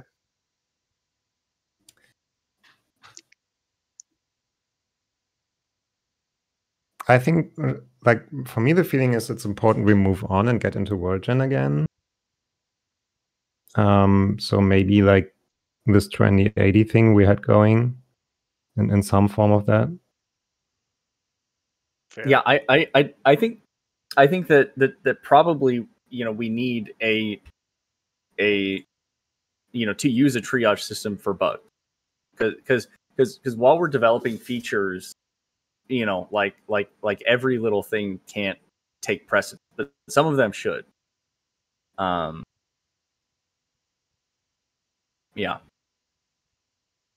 yeah, because I think yeah, there is like an infinite, as of right now, you know, or like an endless stream of these things that will keep coming in, that are, you know, like this agent cosmetic scaling, you know, for sure should be fixed. I wouldn't you know, say it's more important than World Gen. You know, whereas like some of these crashes, you know, for sure should be fixed, like as quickly as possible. So do we need a clearer prioritization, like run in background option, moving that to the general backlog of improvements? That it definitely is one that is like more of a general, like, yeah, it's not really a bug. It's more of like a feature request.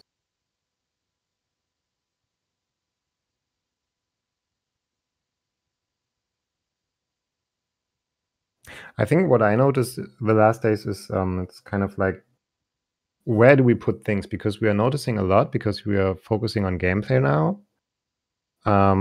But if we put all in bugs, it just won't work. Like, we need to have some sort of a backlog, basically, of things that we notice but don't want to work on right now.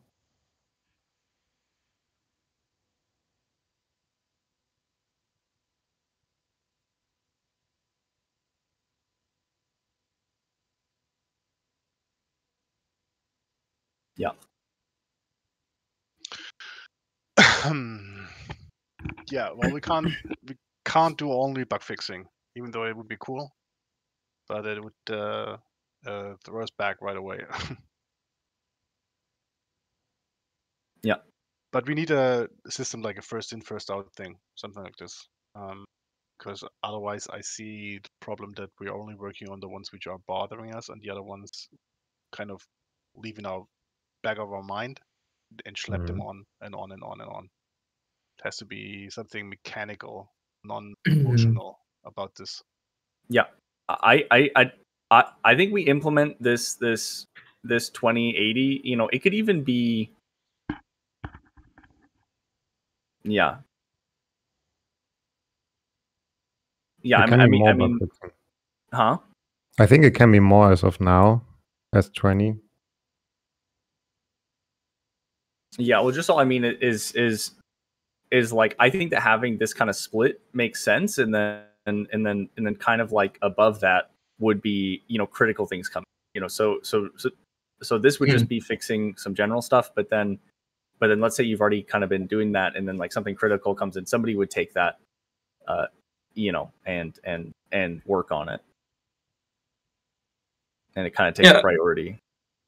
I think we mostly have to distinguish like the different type of bugs, like bugs that are actually preventing playtesting should take very high priority, but yeah, smaller things like notification list is wacky. This doesn't really prevent playtesting, but we will eventually need to address it. So it's like part of this 20%.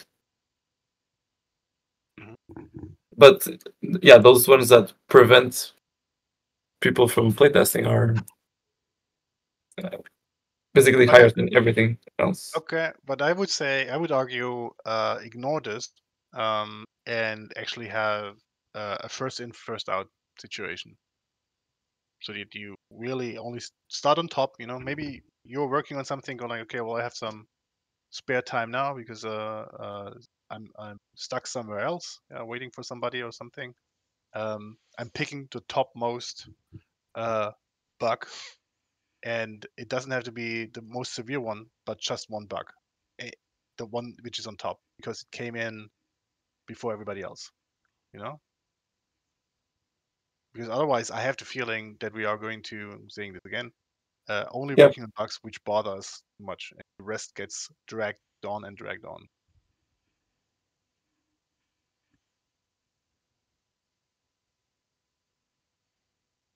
But with that system, we're gonna need a clear cut as to what is going into that list. Yeah.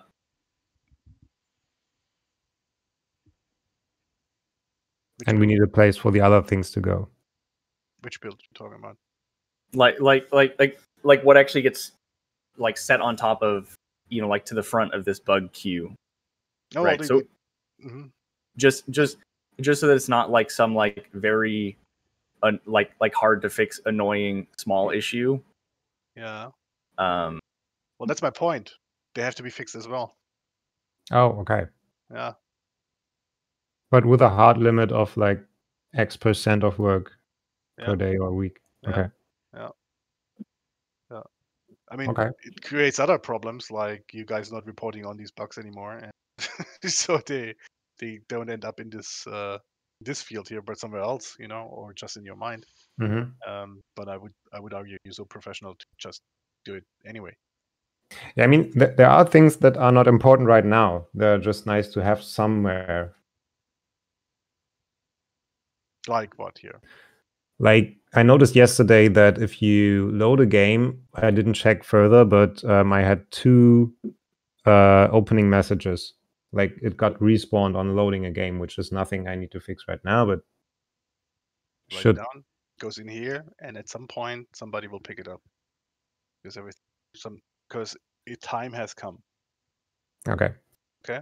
With that system, we can also adjust this 2080 thing.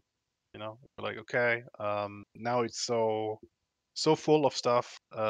We have to do it 30-70, 50-50, something like this. You know. Got it. Tony, what do you think? I still think even with this, like we can have a queue, but then I would argue for two queues. one that is one that is like critical stuff that has to be fixed, and one that's not, right? Well, like then they can make one queue and then argue with everybody if that thing goes on top of the. sure, yeah. Yeah. Even that's fine. Yeah, if we're looking at it and we say, okay, it's fine that we kind of shuffle these things around a little bit, then I have no problem with that. Okay, now let's bring it into some order by just saying, I mean, I assume the stuff which is now on top is the stuff which is oldest. And the stuff down here is the stuff which we just added naturally, Okay, right? this is going to general. Why is it going down now? Because this wasn't really a bug. This is like a feature request as well, just like this run in background. Oh. Okay. Shouldn't that just go in the product roadmap then?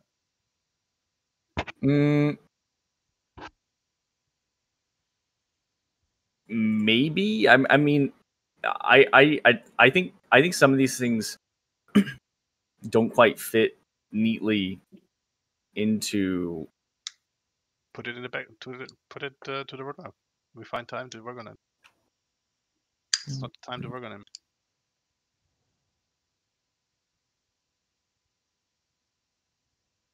All right, let's see. Do it over here. Play it. That thing is so far away now. Be everything. Actually, it's fine. Just make the arrow bigger. Solution. Just put it over here somewhere. We make a stack. Can also go weed through these at some point here. They're part of these stories here, and they're also done sometimes. Sometimes there are things which we haven't. Tutorial quest is basically tutorial. Oh, that's our backlog. Okay. No, that's not our backlog. We have like multiple areas where we have back. We had one over here. We did again. Then we have one down. Yeah, this one here. This one's actually pretty fun.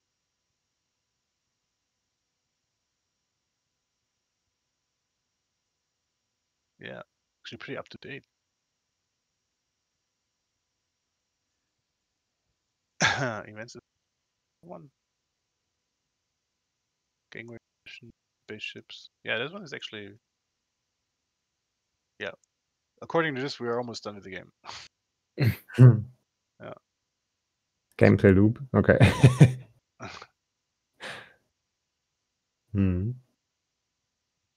Yeah, and then this stuff is which we threw out.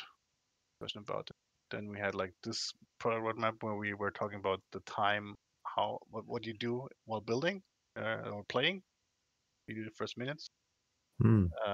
This is either implemented or even obsolete. Yeah, for example, like this orientation thing and shelter thing. We don't have this shelter thing because we don't have at the moment to do shelter. But should it go in later again? Yeah, This kind of this is. structure? I think this is still valid at some point. Yeah. Okay. Okay, this was an idea. Linking up the resources instead of having. Because like you described it in your vision like 2 days ago, I wouldn't have thought shelter is like the first thing I'm doing, but a thing that I'm gonna need to optimize my factory later.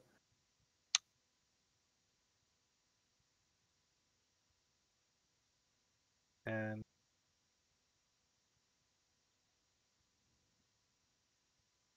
there's also a lot of stuff which is only small stuff part of the roadmap anyway here. Yeah, it makes sense to walk through all of this here. Perception of stability, rate optimization, source. Yeah, it actually makes sense to go through these once in a while. And I think a lot of that stuff is the same as this here. Running background, serialization updates. Same, these like wishes. can you put them somewhere here, and then we handle them while we talking about the roadmap, just next.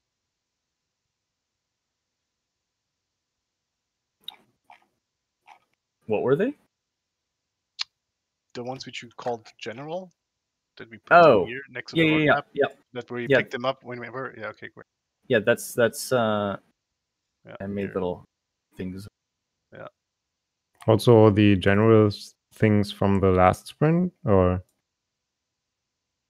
What else is there? Thought we. I don't know. I never looked at it. I think Tony and Francisco just took care of it. Either put it down here or up there. Didn't you?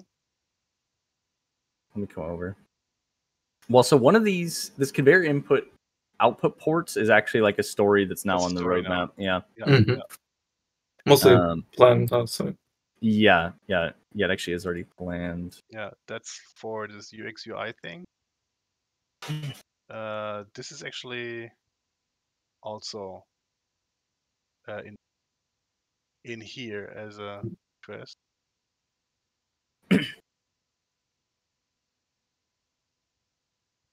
So some, or was it also in general? I know here it is. Build UI helpers. That thing. Mm-hmm. Yeah, that's also part of the UX story.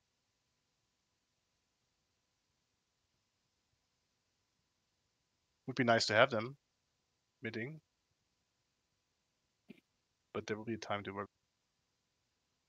Yeah. Well, and yeah, I mean, my feeling is that that UI UX is gonna really be full of stuff, and really, I think like a lot of the UI stuff needs to be prepared like well in advance. Yeah. For when we get there. Got the message. Yeah, I just mean like because I'm sure at the same time, right, we're probably going to touch the game HUD, whatever it is already in there, along with like new stuff that we're adding, just to make sure that everything's like final state that we wanted at.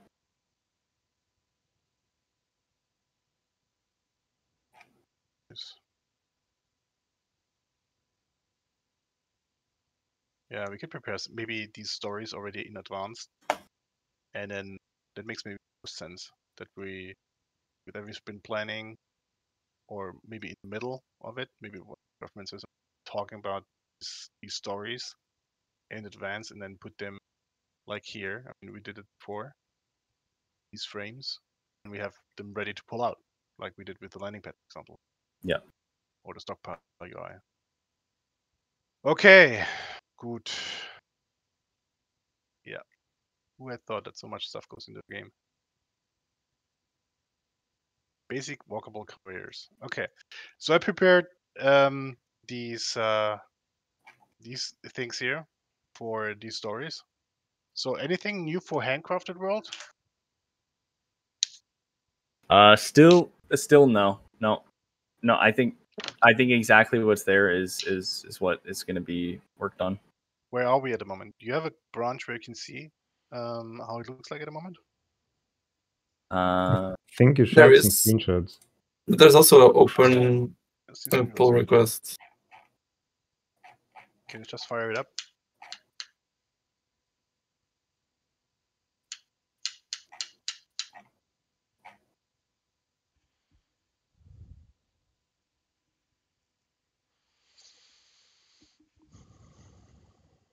What's God Mod for, by the way? God Mode is engine.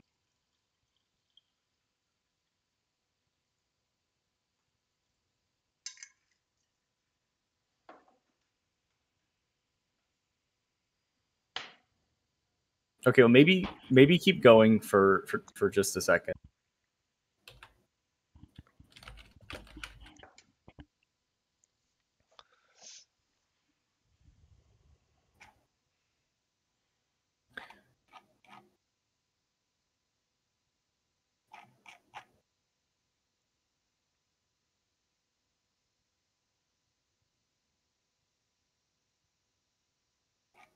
Maybe a second. Okay, good. Dates. So where are we date-wise? Today is Wednesday, not Thursday.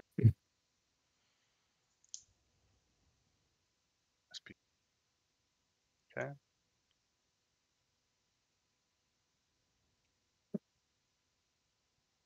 This time. And we have what for dates? So I'll be on Sunday, Monday, Tuesday on DevCom, and then Wednesday on Gamescom, and then I'll be back. I'm available. I will join calls. Did you find lodging? What are you Yeah, doing? it's not a problem for DevCom. So the frenzy starts on Wednesday, Gamescom. So I'll have a night from Tuesday to Wednesday and then leave. So Hmm. yeah, Okay. and then everybody else comes for Wednesday till. Right.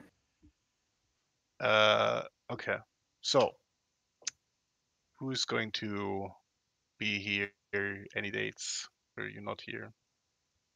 Yeah, so today it's technically a holiday here, as I said. So I probably, but I just want to be here for the planning. So probably I don't know, next week I would take one of the days off. One of the days? Which one? I'm not sure. Actually, recently I've been taking care of like looking for a rental in Lisbon, and I might have to go to Lisbon next week. So I would say Thursday or Friday. Okay. Basically, So nothing you can delegate or something, right? no, it will be hopefully to already sign like a contract. So Yeah. Well, you are in Taiwan at the moment, right? no, I'm back in Porto. Oh, you're in Porto. Okay. Yeah. Well, now I'm in Lisbon. I'm okay. I'm based in Porto, but I've been in Lisbon this week Right. to look for rentals, and Yeah. next week hopefully already sign a contract. Is that where the school is? Where the university is? In Porto? Yeah, in Lisbon. Yeah, in Lisbon. Yeah. Mhm. Your girlfriend is already with you? Yeah. Oh, great. Yeah, well, this week we're in hotels, just working and visiting rentals, pretty much. Good. All right. Then, well, if nothing else, then let's go back to the definition here. Is it loading, Tony? It should continue here. Yeah, I would still continue.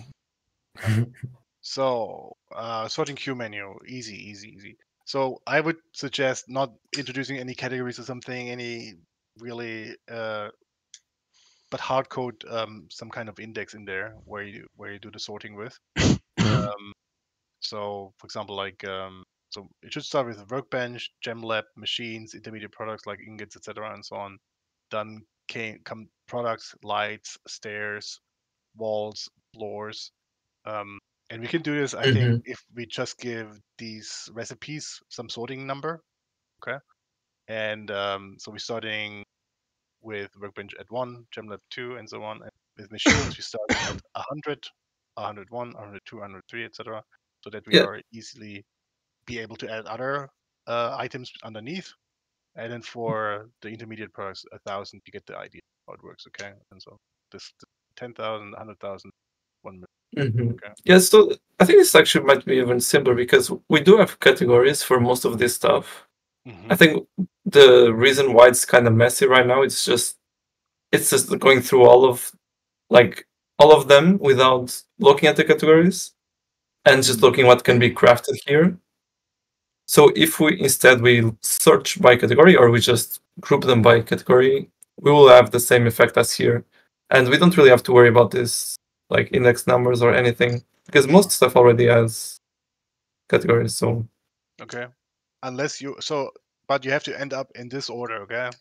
Sure. Which actually kind of already points to that we can't, because like in the other menus, machines are in front of something else, right? And so in this case, it would be specific to this workbench, right? Or whatever. Yeah, and for the assembler as well. I guess this is specific for the craft select, and we can just reuse this for for that component, because Mhm. that will be used on workstations, on machines, and for machines it will be kind of the same. It's just the machines don't produce workbenches or machines; they only produce intermediate products. So that's the only thing that will show up. Yeah. So also I'm kind of wondering, like while we're touching this and changing it, like, wasn't the original idea to have like the categories just like the blueprints was? Mm. You get me there.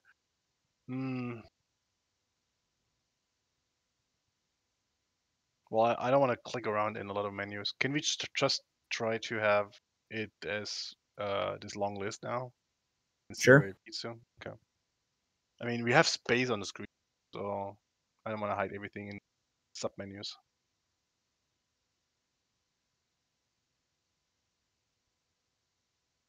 Mm-hmm. Okay. Stairs, lights.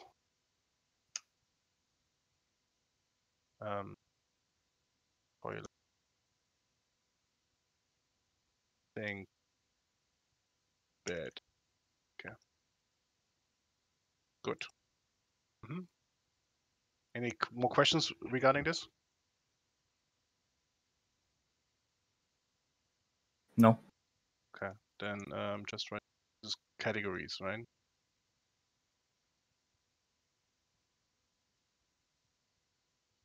Maybe you have then to tell the categories what kind of sorting they have. Okay. Good. Walking on conveyor belts. Should we treat it like a normal floor or a ramp for the pawns to walk on? Should not slow down the agents like it does in Factorio. Do you notice? So when you're in Factorio walking against the conveyor belt, it halves your speed. If you're walking with a conveyor belt, doubles your speed. Mhm. Yeah, so this first part is like super easy. That one is quite a bit harder. Yeah, no, this should not slow down agents like it doesn't. Yeah. Specifically saying it should not be. Oh, okay. Yeah. So you don't have to bother that. So this is the basic version. Okay, yeah. This is Yeah. super basic. It does not Yeah. have to move agents when they are idle standing on the conveyor belts. Mhm. Yeah. So- Also, I can talk a little bit about this because I actually did look into this, right? Because I said, I said if it's like a 5-minute task, then it'll be done. Yeah, we all remember this. Yeah. Yeah. So it actually is not just some small stuff needs to be implemented into the HPA build, where basically if you add a walkable, thing to a chunked object, then it will build the nodes for all the children, which doesn't work right now. Yeah. So okay. it's still fairly simple, but we'll have to like update how we're gathering all the walkables for these non-single voxel objects. Because that's not needed for floors or other stuff, right? So yeah, it's not. Yeah, and okay. and we kind of talked about like other situations, right? Like the stairs, for example, that have railings, or catwalks that have railings. Where the railings, should probably even be blocking, as opposed to making walkable nodes. Oh yeah, this might help with that. Yeah. The problem is like it's a rabbit hole depending on how we implement it. Yeah. So we'll probably just talk about this in the second part. Yeah, because like for conveyors, the simplest base case is that we just apply walkable to all the children, and then it'll work fine. Yeah. Okay. Okay. So the other one, idle animations. Having all the idle animations Leon did in the game. How many are they? 15 something. Was a bunch. Yeah, I don't know. Yeah, it was a lot. And idle animation should start playing after 5 seconds of standing idle. Play again 20 seconds after one idle animation completed. Just randomly picking one each time? Yeah. Okay. Yeah. And what about walking around? So in RimWorld, when they are idle, not having any tasks, they also walk somewhere and just disperse a little bit, walking 5 feet and then Mhm. doing an I think idle. that's something that Francisco played with, but I don't remember what happened with it. I mean, the main thing was like it didn't really feel that good because we don't really have. I think in Remo they have like a place where they hang around, like it's like a meeting area or something like that. Not So they necessarily. would. Not necessarily. At the beginning, they don't. When you land in Rural, they just wander around. Even without like a central area. No purpose. So yeah, I mean that would be simple to do if we don't really consider like a central area or something like that, like a meeting area. Yeah. Wandering around after, I don't know, how long? 30 seconds?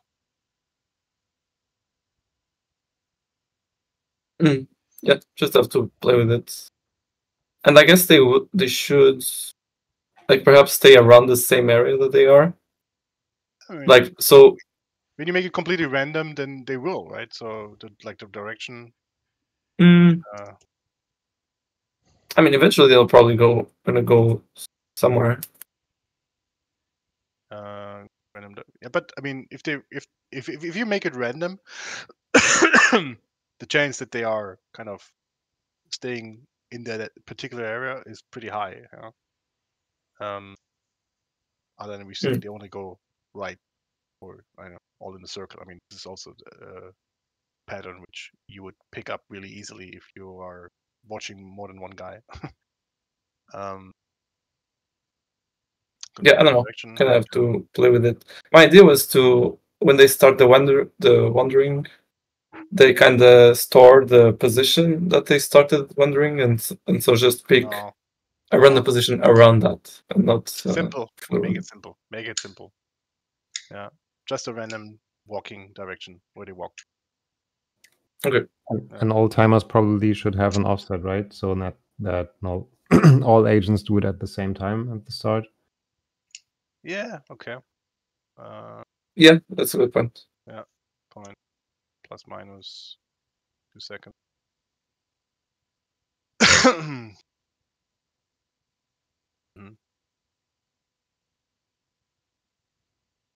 Yeah. Okay.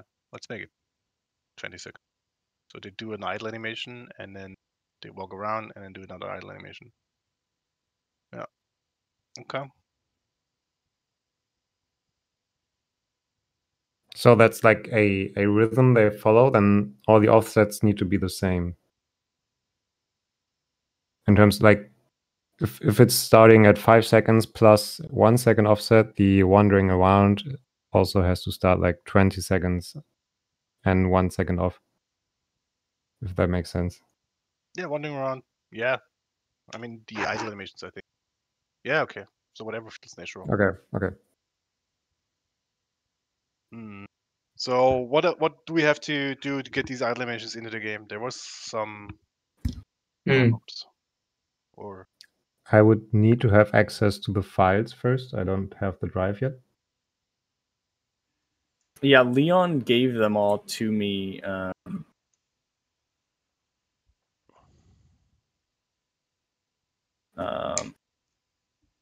Yeah, it's just one blend file basically. All right. Yeah, and I think it has the like the animation rig and a game rig in it, and a ton of animation.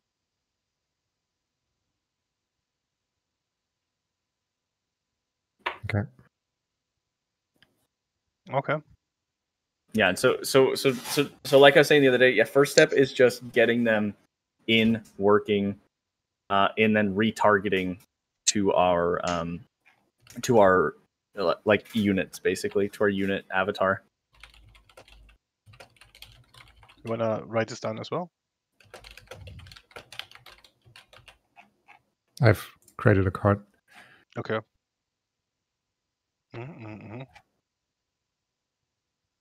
Yeah, and I mean, honestly, once we have this, like we can go through and update.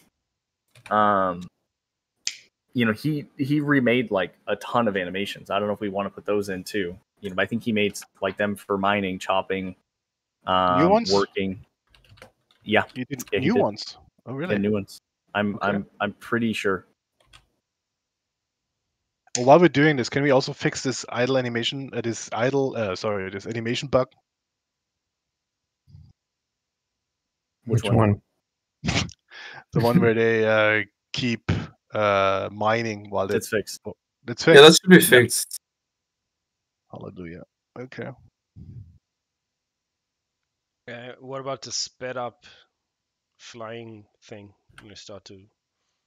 So They won't do circles. They will get kind of weird though.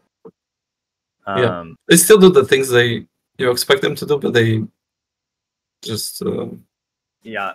I don't know how to describe it. Yeah, they yeah, like their IK stuff kind of gets out of whack, and like for some reason they start to get like lowered to the ground at low FPS. Yeah, so that's like a secondary thing. The thing where they get stuck in like a infinite loop of just walking in circles is fixed though. Nice.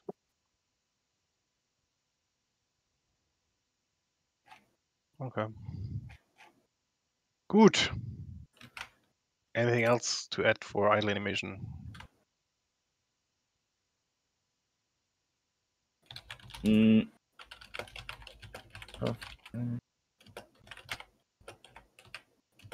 Yeah, no, it's mostly and then wander. I think that's the big ones.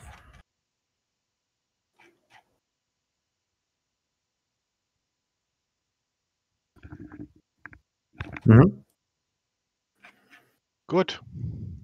Have you fired up, Tony? Yep. Show me.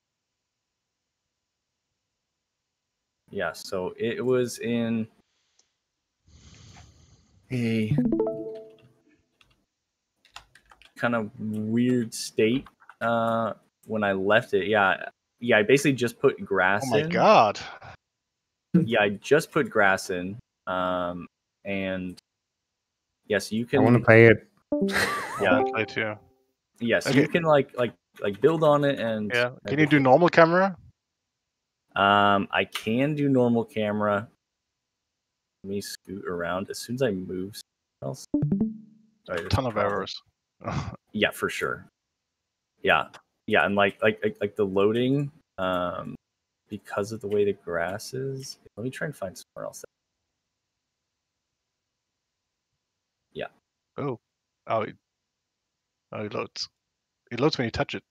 Yeah, first thing I played. Yeah, and that's something new because of the change I was making with the Flora. Yeah, but yes, like I was saying, there's like this noticeable hitching. I mean, Yeah. it looks good though. It looks Looks fantastic. Incredible. Can you put a conveyor belt down on these dunes?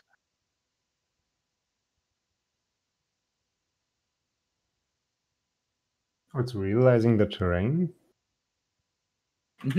Yeah. So like It is the normal terrain, basically, right? I love that. Okay. The animation's now not running anymore. Conveyor belts. Or are they? No, it definitely has to do with all these errors. There's something that's like stopping systems from running.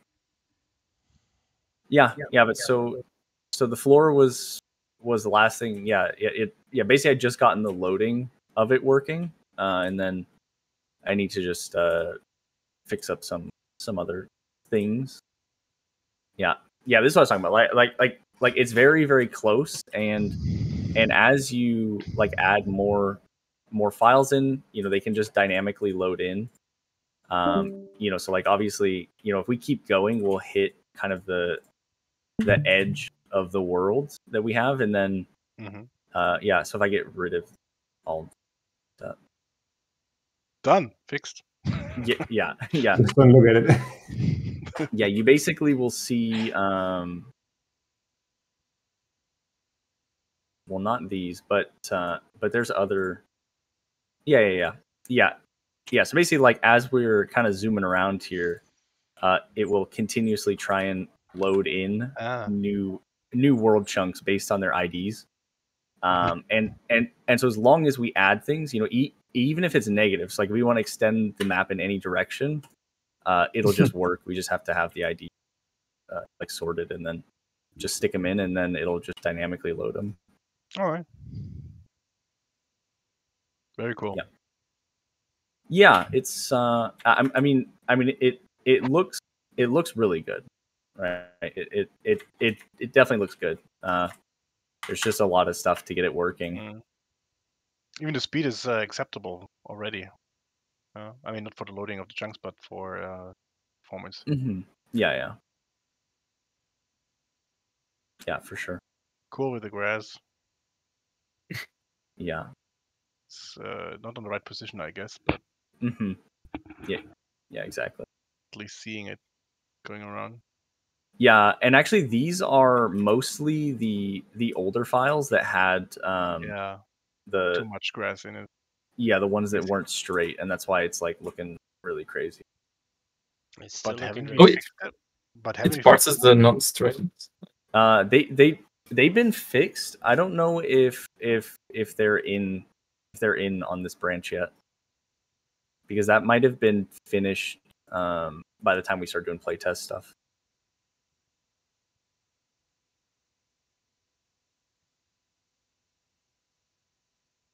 Nice. Cool. These are good. Yeah. So never mind then.